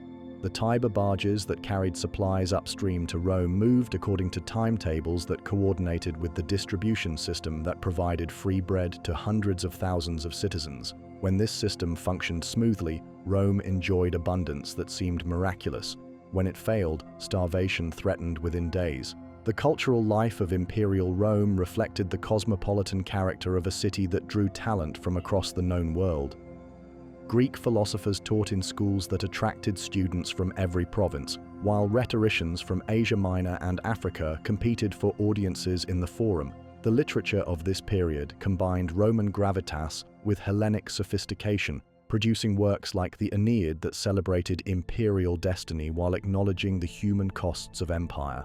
The religious landscape of imperial Rome demonstrated the empire's capacity for incorporating diverse traditions while maintaining essential unity. The traditional gods of the Roman pantheon continued to receive official recognition, but they shared sacred space with deities from every corner of the empire. Mithras attracted soldiers with promises of cosmic struggle between light and darkness, while Isis offered women mysteries that connected them with divine femininity. The imperial cult provided a common focus for loyalty that transcended ethnic and religious differences. Trajan's expansion into Dacia and Mesopotamia marked the high tide of Roman territorial ambition, bringing the empire to its greatest geographical extent while straining resources that would prove insufficient for permanent control of such vast territories. The Dacian Wars filled Roman treasuries with gold while providing the wealth needed for the most ambitious building program in imperial history. Trajan's column commemorated these victories with spiral reliefs that documented every phase of the campaigns, creating a stone narrative that proclaimed Roman superiority over barbarian resistance. The new forum that Trajan constructed in Rome represented the culmination of imperial architecture, its enormous spaces providing settings for ceremonies that emphasized the emperor's role as master of the world.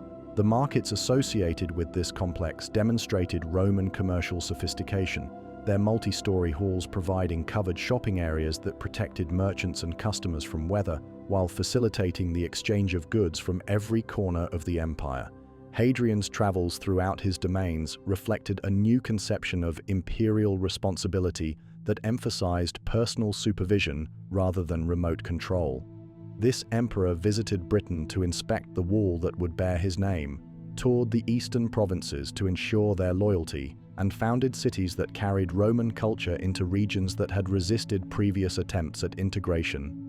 His rebuilding of Jerusalem as Aelia Capitolina demonstrated both the empire's constructive capabilities and its determination to reshape local traditions according to imperial requirements. The pantheon that Hadrian rebuilt in Rome embodied the religious inclusiveness that characterized the empire at its height. This temple to all gods welcomed deities from every tradition, its perfect dome creating a sacred space that seemed to encompass the entire cosmos.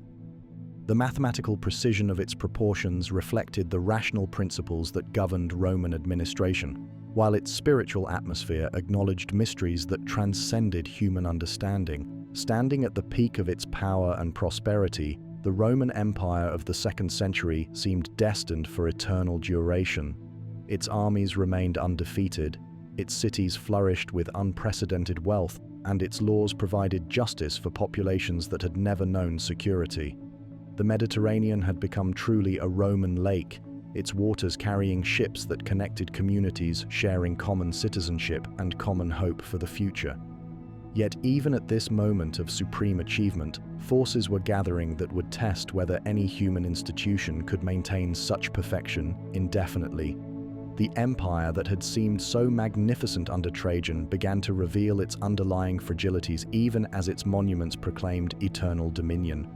The 3rd century of the Common Era would witness convulsions that shook Roman civilization to its foundations, testing whether institutions designed for Mediterranean city-states could govern a world empire indefinitely.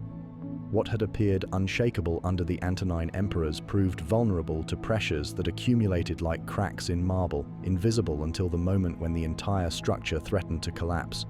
The plague that swept across the empire during Marcus Aurelius's reign carried more than disease.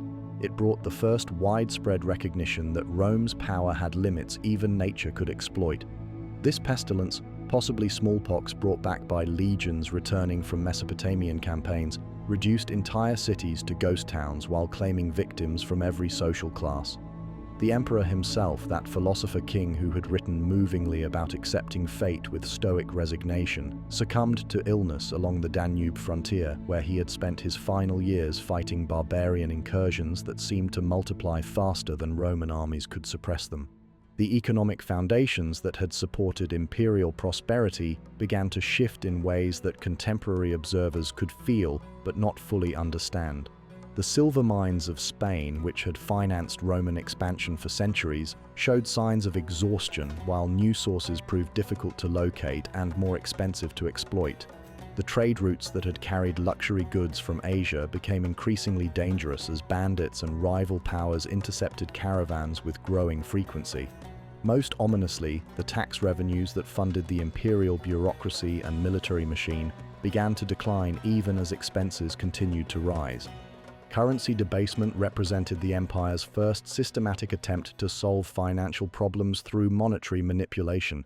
Emperors who could not reduce expenditures or increase legitimate revenues discovered they could mint more coins by reducing their silver content, a policy that provided temporary relief while creating long-term inflation that eroded confidence in Roman money. Merchants who had gladly accepted imperial currency throughout the known world began demanding payment in goods or gold, while ordinary citizens watched their savings evaporate with each new monetary decree.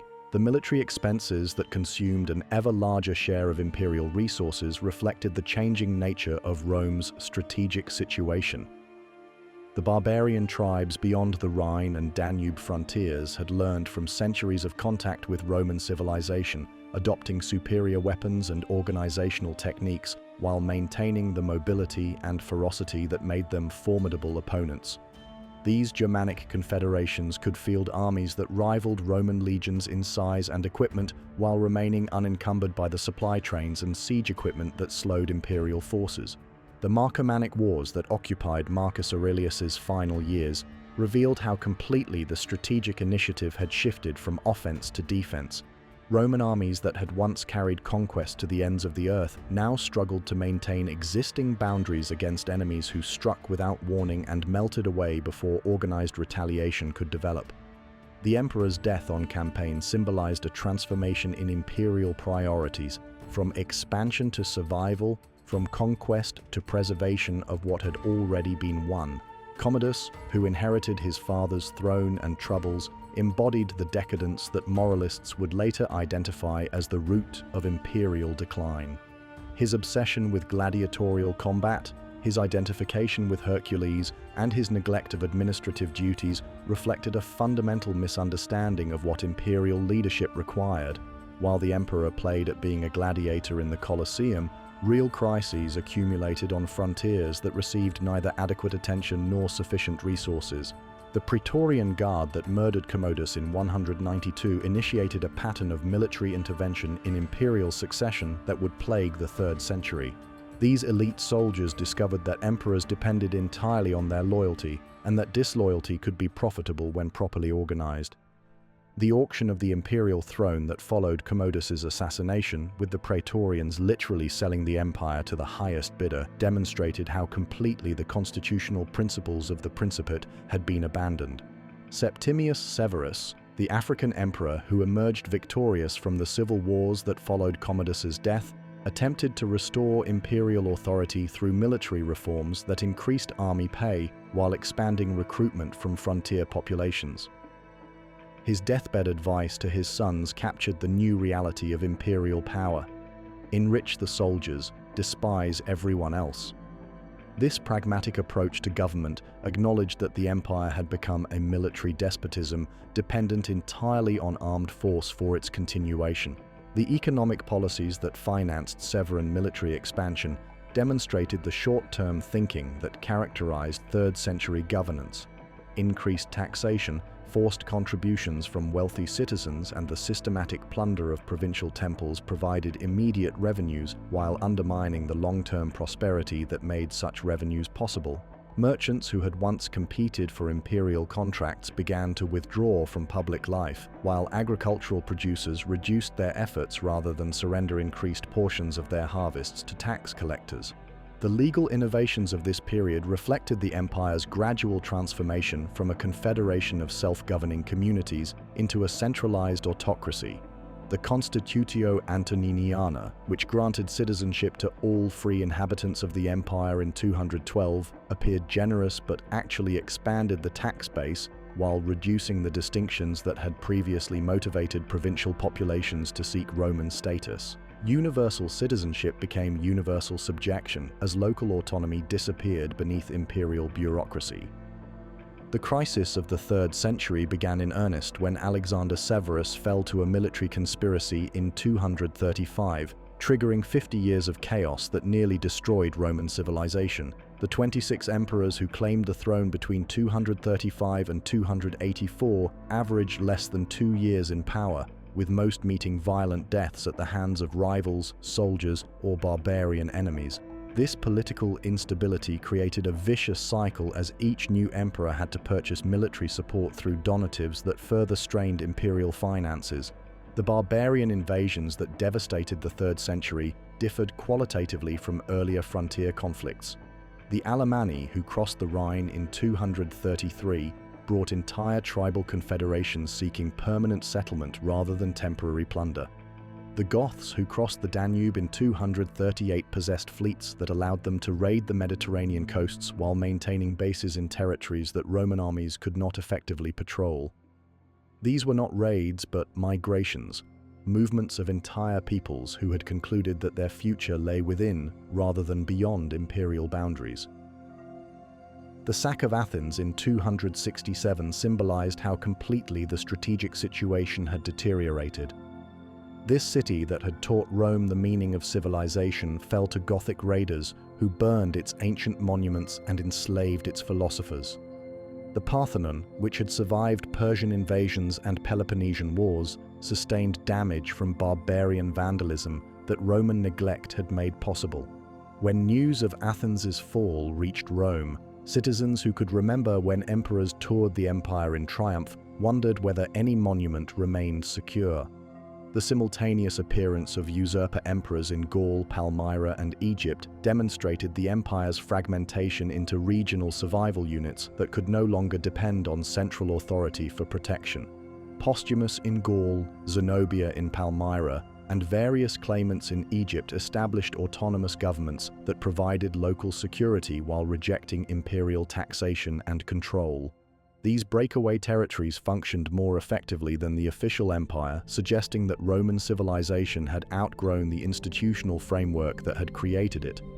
The economic collapse that accompanied political fragmentation revealed the extent to which imperial prosperity had depended on peace and predictable governance. Trade routes that had connected Britain with India became impassable as bandits and warlords established toll stations that made commerce unprofitable. Cities that had flourished as regional centers contracted behind hastily built walls while their populations fled to more defensible locations. The urban civilization that had defined Roman achievement withered as people returned to subsistence agriculture and local self-sufficiency. The debasement of imperial currency reached levels that reduced silver content to negligible amounts while inflation made monetary exchange nearly meaningless.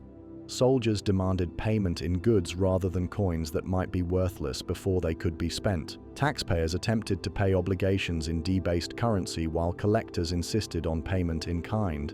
The monetary system that had facilitated empire-wide commerce collapsed into barter arrangements that could not support the complex economy upon which imperial civilization depended. The religious crisis that accompanied political and economic turmoil reflected deeper uncertainties about the sources of Roman success. and the reasons for contemporary failure. Traditional gods who had supposedly guided Rome to greatness seemed powerless against barbarian invasions and internal chaos. Mystery religions that promised personal salvation gained adherents among populations who had lost faith in public institutions. Christianity, still a minority sect, attracted converts who found in its message of divine justice and eternal life an alternative to the temporal uncertainties that plagued the empire. The military reforms that various emperors attempted during this period revealed both the severity of imperial problems and the limitations of available solutions. Gallienus's creation of a mobile cavalry reserve provided tactical flexibility while acknowledging that fixed frontiers could no longer be maintained. His professionalization of the officer corps improved military efficiency while further separating the army from civilian society. These changes proved necessary for short-term survival but accelerated the empire's transformation into a military despotism. The fortification of cities throughout the empire during this period marked the end of the Pax Romana that had allowed urban populations to live without walls or garrisons. Rome itself received new defensive works for the first time since the Republican period, while provincial cities that had grown beyond their original boundaries contracted behind hastily built perimeters. These walls provided physical security while symbolizing the psychological retreat from imperial confidence that had characterized the previous century. The repeated barbarian crossings of the Rhine and Danube frontiers during this period demonstrated that the linear defense strategy that had worked for 2 centuries could no longer contain population movements driven by pressures beyond Roman control. Gothic expansion westward, triggered by Hunnic movements further east, created a domino effect that pushed multiple tribal groups simultaneously against Roman boundaries. The empire faced not individual raids, but coordinated pressures that no amount of military genius could permanently resolve. By 280, the Roman Empire had survived the most severe crisis in its history but emerged fundamentally transformed. The institutions that Augustus had created to govern a Mediterranean confederation had evolved into a military autocracy that bore little resemblance to its origins. The armies that defended imperial territories were increasingly recruited from the very barbarian populations they fought against. The economy that had supported imperial luxury had contracted to levels that could barely maintain essential services. Yet somehow, against all reasonable expectations, the empire had endured, setting the stage for one final attempt at restoration and reform. From the ashes of the 3rd century's chaos emerged reforms so radical they transformed the Roman Empire into something that would have been unrecognizable to Augustus or Trajan. Diocletian, a Dalmatian soldier who had risen through the ranks to claim the purple in 284, possessed the systematic mind of an administrator and the ruthless pragmatism of a survivor. His solution to the empire's near collapse involved nothing less than the abandonment of principles that had governed Roman civilization for centuries, yet his innovations proved so successful that they extended imperial survival for another 200 years in the west and over 1,000 in the east. The tetrarchy that Diocletian established represented a revolutionary approach to the problem of governing territories too vast for any single ruler to control effectively. 4 emperors would share power, 2 senior Augusti in east and west, supported by 2 junior Caesars who would serve as heirs and regional commanders. This system divided both geographic responsibility and succession planning while ensuring that rebellions could be suppressed quickly by rulers who did not have to travel across the entire empire to reach trouble spots. The palace at Split, where Diocletian retired after voluntarily relinquishing power, embodied the new imperial style that emphasized divine authority over military accessibility. These massive fortified complexes bore more resemblance to Eastern temples than traditional Roman residences, their elaborate ceremonies and hierarchical protocols creating psychological distance between ruler and subject. Visitors approached the emperor through a series of chambers and courtyards that demonstrated their insignificance while building anticipation for the moment when they might prostrate themselves before the living God who governed their world. The economic reforms that accompanied Diocletian's political innovations attempted to reverse the monetary chaos of the previous century through government controls that regulated every aspect of commercial life. The edict on maximum prices fixed the cost of hundreds of goods and services throughout the empire, while currency reforms attempted to restore confidence in imperial money by establishing new standards based on gold rather than debased silver. These measures provided temporary stability while creating black markets and enforcement problems that would plague subsequent administrations. The persecution of Christians that Diocletian launched in 303 represented the last systematic attempt to preserve traditional Roman religion against a faith that emperors increasingly viewed as subversive to imperial authority. This great persecution, as Christians would remember it, sought to eliminate not just Christian worship, but the entire institutional structure that had allowed the Church to survive previous episodes of official hostility. Christian scriptures were burned, churches were demolished, and clergy faced torture and execution unless they performed sacrifices to traditional gods. Yet even as Diocletian's agents sought to destroy Christianity, the faith had already penetrated so deeply into imperial society that eradication proved impossible. Christian merchants controlled significant portions of urban commerce, Christian soldiers served in the legions, and Christian bureaucrats administered imperial provinces. The very success of previous persecutions in creating martyrs had strengthened rather than weakened Christian resolve, while the Church's charitable activities had won its supporters even among non-believers who benefited from its social services. The civil war that erupted after Diocletian's retirement demonstrated both the strengths and weaknesses of the tetrarchy system. While the division of power had provided effective governance during Diocletian's lifetime, it proved impossible to maintain once the system's creator had withdrawn from active politics. Ambitious generals discovered that 4 emperors created 4 opportunities for rebellion, while the succession arrangements that should have prevented civil war instead provided pretexts for it. Constantine's rise to power began with his father's death in Britain in 306, but his ultimate victory required almost 2 decades of warfare that gradually eliminated his rivals throughout the empire. His military innovations, particularly the deployment of heavily armored cavalry and the integration of barbarian federati into imperial armies, demonstrated the tactical flexibility that had always been Rome's greatest strength. Yet his most decisive advantage proved to be religious rather than military. His adoption of Christianity provided him with an organizational network that his pagan opponents could not match.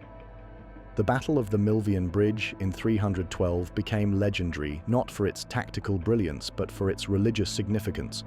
Constantine's vision of the Chi-Rho symbol, accompanied by the words, "In this sign, conquer," transformed what might have been another civil war battle into a moment of divine intervention that changed the course of world history. Whether the vision reflected genuine religious experience or calculated political opportunism, its consequences were undeniable. Christianity had acquired an imperial patron whose support would transform it from a persecuted minority into the empire's dominant faith. The Edict of Milan in 313 officially ended the persecution of Christians while establishing a principle of religious toleration that would have seemed impossible during Diocletian's reign. This pragmatic compromise recognized Christianity as a legitimate religion while avoiding the wholesale condemnation of traditional beliefs that might have triggered renewed civil war. Constantine's careful balance between Christian enthusiasm and pagan sensibilities reflected his understanding that religious transformation required time and patience rather than immediate revolution. The Council of Nicaea in 325 revealed both Constantine's commitment to Christian unity and his determination to control the church he had chosen to support. The Arian controversy that prompted this gathering of bishops from throughout the empire demonstrated that Christianity's triumph had created new problems as theological disputes threatened to fragment the faith into competing sects. Constantine's role as mediator between rival Christian factions established a precedent for imperial involvement in religious affairs that would shape church-state relations for centuries. The founding of Constantinople represented the most visible symbol of the empire's transformation under Constantine's rule. This new Rome, built on the site of ancient Byzantium, would serve as a Christian capital free from the pagan associations that still clung to the old Rome. the city's magnificent churches, particularly the original Hagia Sophia, proclaimed Christian triumph while its strategic location controlled the passage between Europe and Asia. Constantinople's rapid growth demonstrated that imperial favor could create great cities as easily as neglect could destroy them. The administrative reforms that Constantine implemented built upon Diocletian's innovations while adapting them to changed circumstances. The separation of civil and military commands reduced the risk of rebellion by ambitious generals while creating specialized bureaucracies that could focus on particular aspects of governance. The new court titles and ceremonies that Constantine established emphasized hierarchy and order, while providing advancement opportunities for talented individuals regardless of their religious or ethnic backgrounds. The monetary reforms that accompanied Constantine's political changes proved more successful than Diocletian's attempts to control prices through government decree. The gold solidus that Constantine established became the standard currency throughout the Mediterranean world for the next 7 centuries, its stable value facilitating trade while its beautiful designs proclaimed imperial power and Christian faith. This coin's success demonstrated that monetary stability required not just government regulation, but the economic confidence that effective governance could inspire. The military changes that occurred during Constantine's reign reflected the empire's adaptation to new strategic realities while maintaining sufficient strength to defeat external enemies. The Limitanae, who defended the frontiers, were supplemented by mobile field armies that could respond quickly to threats anywhere in the empire. The increased recruitment of barbarian foederati provided military manpower while beginning the process of cultural integration that would eventually transform both Roman and Germanic societies. The legal innovations of this period, culminating in the Theodosian Code, attempted to systematize the accumulated legislation of centuries while adapting Roman law to Christian principles. Questions that earlier jurists had never considered, such as the legal status of Christian clergy and the regulation of religious festivals, required careful balance between traditional Roman practices and Christian teachings. The resulting synthesis created a legal framework that could govern both Christian and pagan populations while providing the foundation for medieval European law. The social transformation that accompanied Christianity's triumph proved more gradual but ultimately more profound than the political changes that attracted contemporary attention. Christian teachings about the dignity of all human souls challenged traditional Roman assumptions about slavery, while Christian emphasis on charity created new expectations about imperial responsibility for the welfare of subjects. The gladiatorial games that had symbolized Roman culture gradually disappeared as Christian emperors found such spectacles incompatible with their religious commitments. The cultural changes that marked this period reflected the synthesis of classical learning with Christian faith that would characterize late antiquity. Christian scholars like Jerome and Augustine engaged seriously with pagan philosophy and literature while adapting classical forms to Christian content. The art and architecture that decorated Christian churches drew heavily on Roman imperial iconography while transforming its meaning to serve religious rather than political purposes.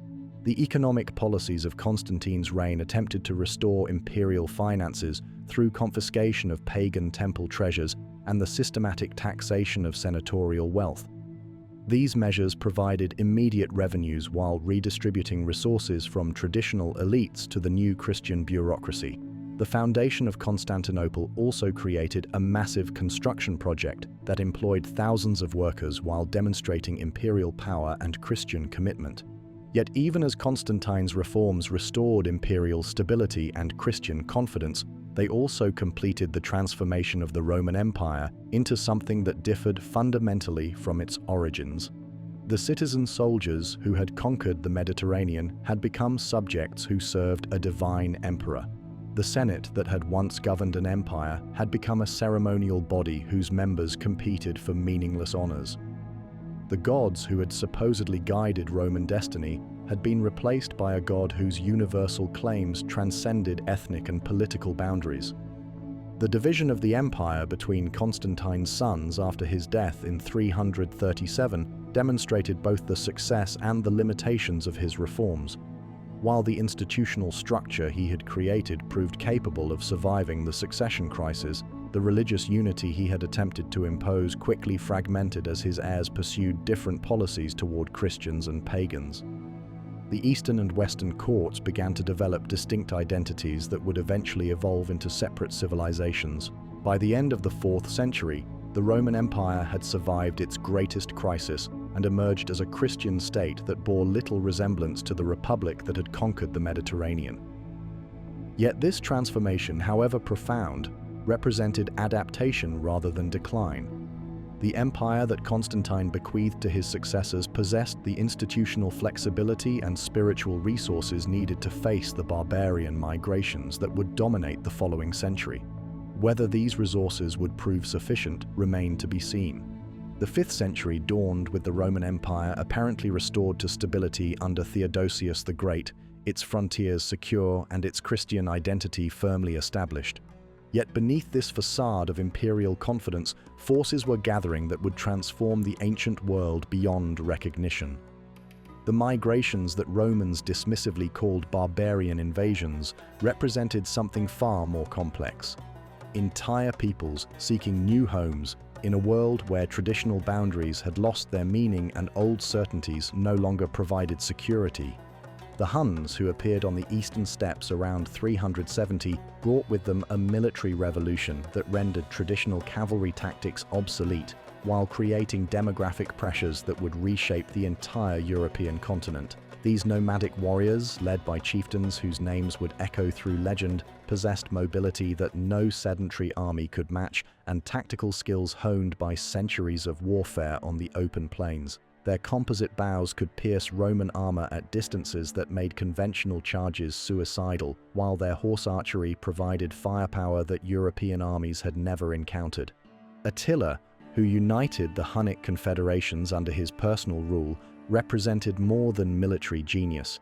He embodied the emergence of barbarian powers that could challenge Rome on equal terms.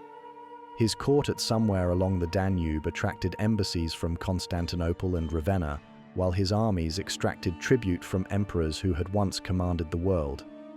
The Romans who met him described a man of medium height and swarthy complexion whose small eyes missed nothing and whose presence commanded respect from warriors who acknowledged no other authority.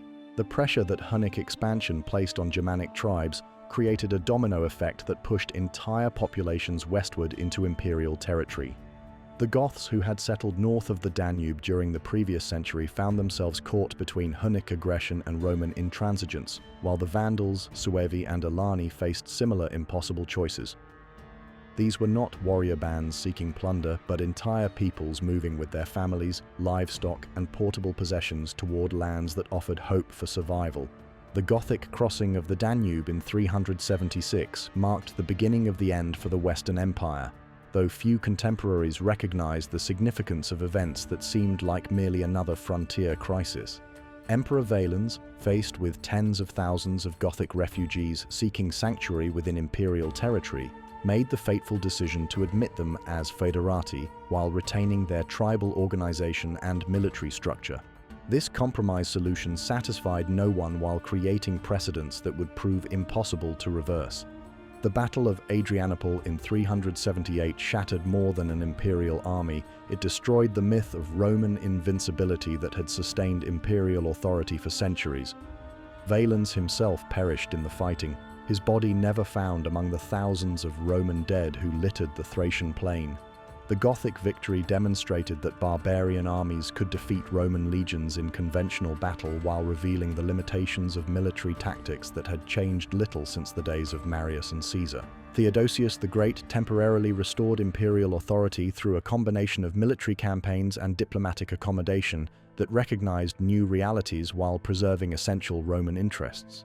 His settlement with the Goths allowed them to retain their tribal identity while serving as imperial allies, a precedent that would be repeated throughout the empire as emperors discovered that accommodation often proved more effective than resistance. Yet this policy of managed barbarization created long-term problems that outweighed its immediate benefits. The division of the empire between Honorius and Arcadius after Theodosius's death in 395 completed the separation of East and West that Constantine had begun. While this division reflected practical necessities of governance, it also eliminated the possibility of coordinated responses to threats that affected both halves of the empire. Eastern and Western courts competed for barbarian allies while pursuing policies that weakened their common interests in favor of short-term regional advantages. Stilicho, the Vandal general who served as Honorius's chief minister, embodied the transformation of imperial leadership from Roman aristocrats to barbarian commanders whose personal loyalties transcended ethnic boundaries. His military skills preserved Western stability for over a decade, while his political acumen navigated the complex relationships between imperial authority, barbarian allies, and traditional Roman institutions. Yet his very success aroused suspicions that he harbored ambitions that went beyond loyal service. The sack of Rome by Alaric in 410 sent shockwaves throughout the civilized world that extended far beyond the immediate damage inflicted on the city itself. This Gothic king, who had served as a Roman general before turning against his former employers, treated the Eternal City with relative restraint compared to what might have been expected. Yet the psychological impact of barbarian warriors camping in the Forum and plundering imperial palaces shattered assumptions that had endured for 8 centuries. The theological crisis that accompanied Rome's fall reflected deeper questions about divine providence and imperial destiny that Christian thinkers struggled to answer. If God supported the Roman Empire as Constantine and his successors had claimed, why had he allowed barbarian pagans to desecrate Christian churches and enslave Christian citizens? Augustine's City of God attempted to address these concerns by distinguishing between earthly and heavenly kingdoms, but his sophisticated theology provided little comfort to refugees fleeing burning cities. The Vandal conquest of North Africa between 429 and 439 eliminated the richest provinces of the Western Empire, while demonstrating the strategic vulnerability of Mediterranean territories to naval attack.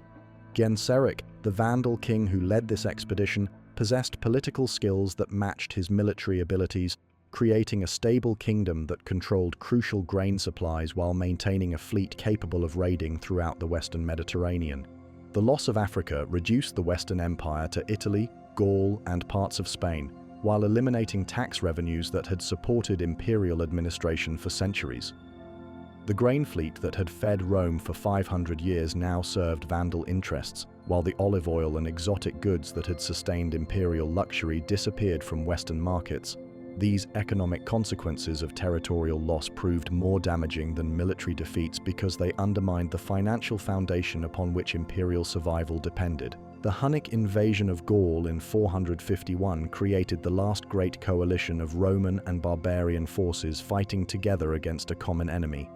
The Battle of the Catalonian Plains brought together Romans under Aetius, Visigoths under Theodoric, and various other Germanic tribes in a struggle that determined whether Attila would add Western Europe to his empire. The Allied victory preserved Gallic independence while demonstrating that barbarian kingdoms could serve as effective partners in defending Western civilization. Yet Attila's death in 453 eliminated the external pressure that had united Romans and barbarians against common danger.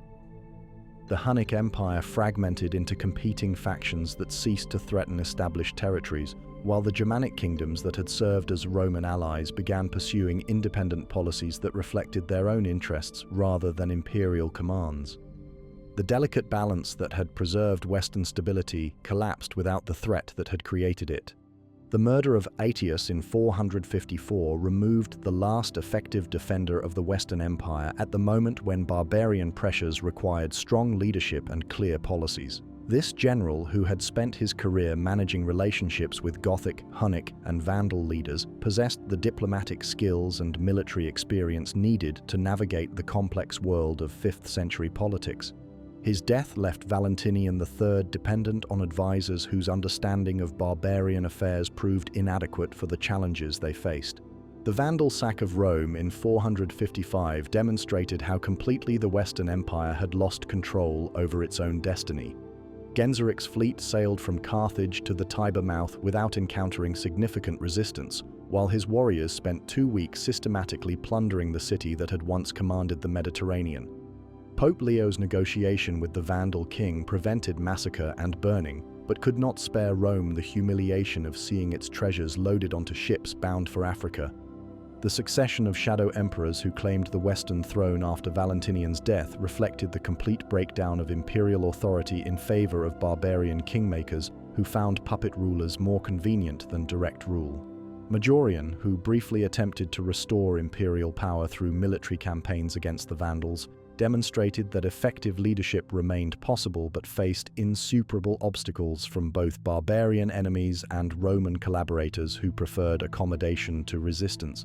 The deposition of Romulus Augustulus in 476 traditionally marks the end of the Western Roman Empire, though the event seemed less significant to contemporaries than it would to later historians. Odoacer, the Germanic general who removed this last emperor, claimed to rule Italy as the representative of the Eastern Emperor Zeno, while maintaining many aspects of Roman administration. The transformation from empire to barbarian kingdom occurred gradually rather than through dramatic revolutionary change. The survival of Roman institutions under barbarian rule demonstrated the practical utility of imperial administrative systems that had evolved over centuries of governing diverse populations.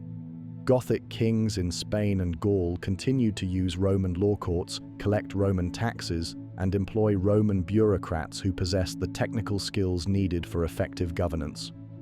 The barbarian conquest of the West represented political transformation rather than cultural destruction, as Germanic rulers adapted themselves to Roman practices more than they imposed Germanic customs on Roman subjects. The Catholic Church emerged as the primary institution preserving Roman culture and administrative expertise in territories that had passed under barbarian control. Bishops who possessed education, organizational skills, and popular support often became the effective rulers of cities whose imperial governors had fled or been killed. The Church's preservation of Latin learning and Roman legal traditions provided continuity that bridged the gap between imperial collapse and medieval reconstruction. The Eastern Empire that survived in Constantinople maintained Roman identity and imperial traditions, while adapting to changed circumstances that required new approaches to old problems. The emperors who ruled from the Bosphorus continued to claim authority over Western territories that they could no longer control, while developing distinctive Byzantine characteristics that would endure for another 1,000 years. Their survival demonstrated that Roman civilization possessed sufficient flexibility to evolve rather than simply collapse when faced with insuperable challenges. By 500, the Western Roman Empire had ceased to exist as a political entity, but its legacy permeated every aspect of European development. The languages that evolved from Latin, the laws that derived from Roman jurisprudence, and the administrative practices that barbarian kingdoms adopted ensured that Roman influence would continue long after Roman emperors had disappeared. The fall of the West marked not the end of Roman civilization, but its transformation into new forms that would shape medieval and modern Europe. Standing among the ruins of imperial palaces where weeds grew between marble columns and Gothic warriors learned to read Latin inscriptions, observers might have concluded that an entire civilization had perished forever. Yet even as the Western Empire breathed its last, the seeds of its resurrection were already germinating in the monasteries where monks preserved classical texts, the law schools where jurists studied ancient precedents, and the hearts of barbarian kings who dreamed of restoring Roman glory under their own leadership. Rome had fallen, but the idea of Rome proved immortal. In the centuries that followed the Western Empire's collapse, as barbarian kingdoms established themselves among the ruins of imperial palaces and Gothic warriors learned to govern populations that still dreamed in Latin, something extraordinary occurred. Rome had died, yet Rome lived on. The empire that had ruled the Mediterranean for 1,000 years had vanished from maps, but its influence permeated every institution, every law, every language that emerged from the wreckage of antiquity. The legacy that began with Romulus and Remus would prove more enduring than the mightiest monuments, more powerful than the greatest armies, more lasting than the empire itself. The Latin language that Roman legions had carried to the ends of the earth evolved into the vernacular tongues that would define medieval and modern Europe. In the villages of Gaul, peasants who had never seen Rome spoke a corrupted Latin that would become French. Spanish mountaineers preserved Roman words that scholars had forgotten, while Italian dialects maintained pronunciations that echoed ancient rhetoric. Portuguese sailors carried Latin-derived vocabulary to continents that Romans had never imagined, while Romanian shepherds in distant Dacia kept alive linguistic patterns that connected them to Trajan's veterans. Yet Latin's greatest triumph lay not in its popular evolution, but in its preservation as the language of learning, law, and faith throughout Western civilization. Medieval universities from Oxford to Prague taught philosophy in the tongue of Cicero, while papal bulls proclaimed Christian doctrine in phrases that Virgil would have recognized. Scientific treatises, diplomatic correspondence, and legal documents employed Latin vocabulary that provided precision and universality impossible in regional dialects. The Roman conquest of language proved more permanent than any territorial acquisition. The legal system that Roman jurists had developed through centuries of precedent and principle became the foundation upon which European civilization rebuilt itself after imperial collapse. The Corpus Juris Civilis that Justinian compiled in Constantinople preserved not merely ancient statutes, but the intellectual framework that made systematic jurisprudence possible. Medieval kingdoms that had emerged from barbarian tribes found themselves adopting Roman concepts of property, contract, and procedure because no alternatives possessed comparable sophistication. The influence of Roman law extended far beyond technical legal procedures to encompass fundamental assumptions about justice, rights, and the relationship between individuals and authority. The presumption of innocence, the right to legal representation, and the distinction between civil and criminal proceedings became cornerstones of Western legal tradition that survived every political transformation. Modern constitutions from Washington to Westminster embody principles that Roman lawyers would instantly recognize, even when clothed in contemporary language. The engineering achievements that had supported imperial civilization provided blueprints for reconstruction that medieval builders followed with reverent precision. The aqueducts that had supplied Roman cities continued to function centuries after the engineers who built them had been forgotten, their precisely calculated gradients and massive arcades testifying to technical knowledge that seemed almost supernatural to later generations. Medieval architects studied Roman concrete, Roman arches, and Roman domes, while attempting to recreate the monumental spaces that had once proclaimed imperial power. The road network that had connected Roman provinces became the arterial system of medieval Europe, its stone foundations supporting commerce and communication that transcended the political boundaries of successor kingdoms. Merchants who traveled the Via Francigena from Canterbury to Rome followed routes that Roman engineers had laid out 1,000 years earlier. Pilgrims walking to Santiago de Compostela retraced paths that Roman legions had worn smooth through Spanish mountains. The roads that had once carried imperial commands now bore the cultural exchange that would create European civilization. The architectural legacy of Rome extended beyond mere construction techniques to encompass the entire concept of monumental public space as an expression of civic identity. Medieval cathedrals adapted the basilica form that Romans had developed for law courts, their soaring naves creating sacred spaces that inspired the same awe that had once greeted visitors to imperial throne rooms. Renaissance palaces revived classical proportions and decorative schemes that proclaimed their builders' connection to ancient grandeur.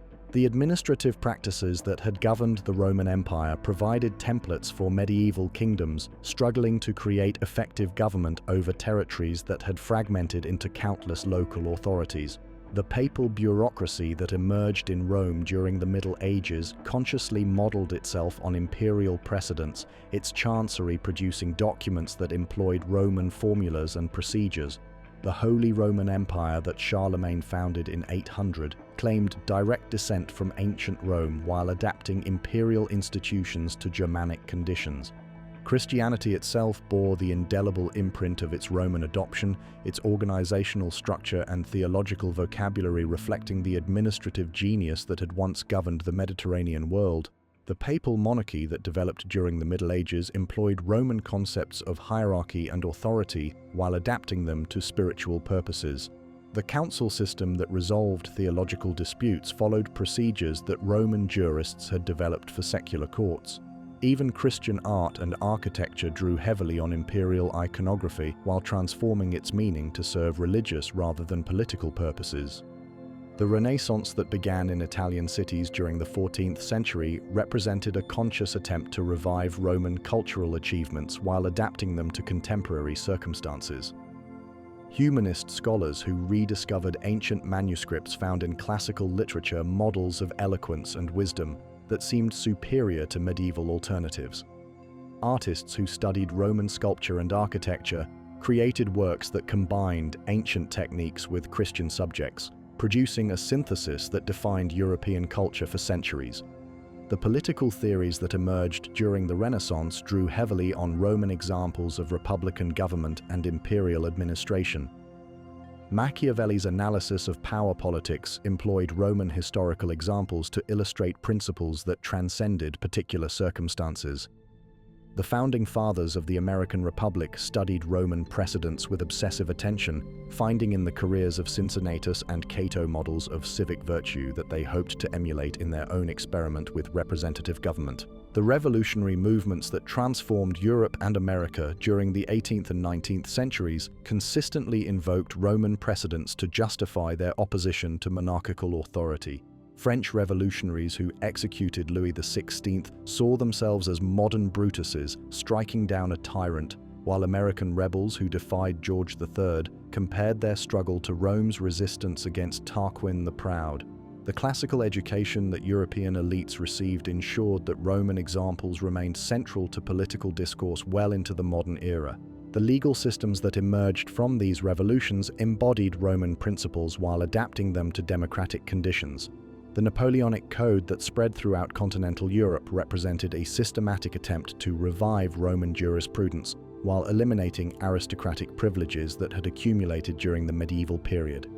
The constitutional conventions that created modern democratic states employed Roman concepts of separation of powers and checks and balances that Madison and Jefferson had learned from studying Polybius and Tacitus. The colonial empires that European powers established throughout the world during the modern period consciously modeled themselves on Roman precedents while adapting ancient techniques to contemporary circumstances. British administrators in India studied Roman methods of governing diverse populations, while French officials in Africa employed Roman strategies for assimilating conquered peoples. The infrastructure projects that connected colonial territories from railways in Asia to telegraph lines in Africa followed Roman principles of imperial communication and control. The architectural revival that characterized the 19th century drew explicitly on Roman models to create public buildings that proclaimed the grandeur and permanence of modern states. The Capitol building in Washington employed classical proportions and decorative schemes that announced American aspirations to rival ancient greatness. The Arc de Triomphe in Paris adapted the Roman triumphal arch to celebrate Napoleonic victories, while countless museums, libraries, and government buildings throughout Europe and America employed classical columns and pediments to suggest their connection to ancient learning and authority. The educational systems that emerged during the modern period retained Latin and classical history as essential components of elite culture, ensuring that Roman examples continued to influence political and cultural development. Students who learned Caesar's commentaries and Cicero's orations absorbed not merely linguistic skills, but models of leadership and rhetoric that shaped their understanding of public service. The classical curriculum that dominated European and American education until the 20th century guaranteed that Roman influence would persist through successive generations of leaders. The fascist movements that emerged during the 20th century represented a darker aspect of Roman legacy, as dictators like Mussolini and Hitler employed Roman symbolism and rhetoric to justify authoritarian rule. The fasces that gave fascism its name derived from the bundles of rods that had symbolized Roman magisterial authority, while the imperial eagles and monumental architecture that these regimes favored consciously evoked Roman precedents. Yet even these perversions of Roman legacy testified to the enduring power of Roman examples in political imagination. The European Union that emerged after the Second World War represented perhaps the most ambitious attempt to recreate Roman unity through peaceful means rather than military conquest. The common currency, legal framework, and administrative institutions that bind European nations together employ methods that Roman administrators would recognize, even when serving democratic rather than imperial purposes. The dream of European integration draws explicitly on Roman precedents while attempting to avoid the militarism and autocracy that characterized ancient empire. Modern international law and global governance structures bear unmistakable Roman influences in their emphasis on universal principles and systematic jurisprudence. The United Nations Charter employs concepts of sovereignty and international responsibility that derive ultimately from Roman legal theory, while international courts apply procedures that Roman jurists developed for resolving disputes between different legal systems. The global economy that connects modern nations operates according to commercial principles that Roman merchants established throughout the Mediterranean world. The technological revolution that characterizes contemporary civilization employs Latin vocabulary that reveals the continued influence of Roman intellectual categories. Computer terminology draws heavily on Latin roots, while scientific nomenclature from biology to astronomy employs Latin phrases that provide precision and universality. The internet that connects global communication follows patterns of centralized authority and distributed access that mirror Roman administrative networks.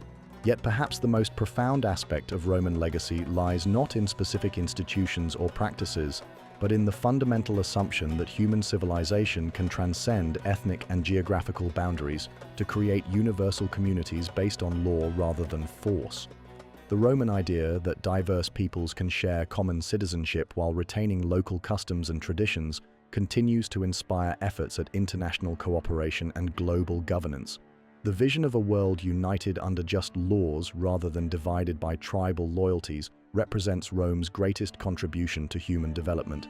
Standing in the ruins of the Forum today, where tourists from every continent walk among broken columns and fragmented inscriptions, one might wonder what Romans would think of their legacy.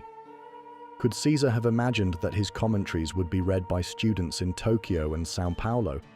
Could Augustus have envisioned that his constitutional innovations would influence governments in Washington and Canberra? Could Marcus Aurelius have dreamed that his philosophical meditations would provide comfort to readers speaking languages that did not exist in his lifetime? The Rome that began as a collection of villages on 7 hills had become something far greater than its founders could have imagined. Not merely an empire, but an idea. Not merely a state, but a vision of human possibility that transcends the limitations of time and place.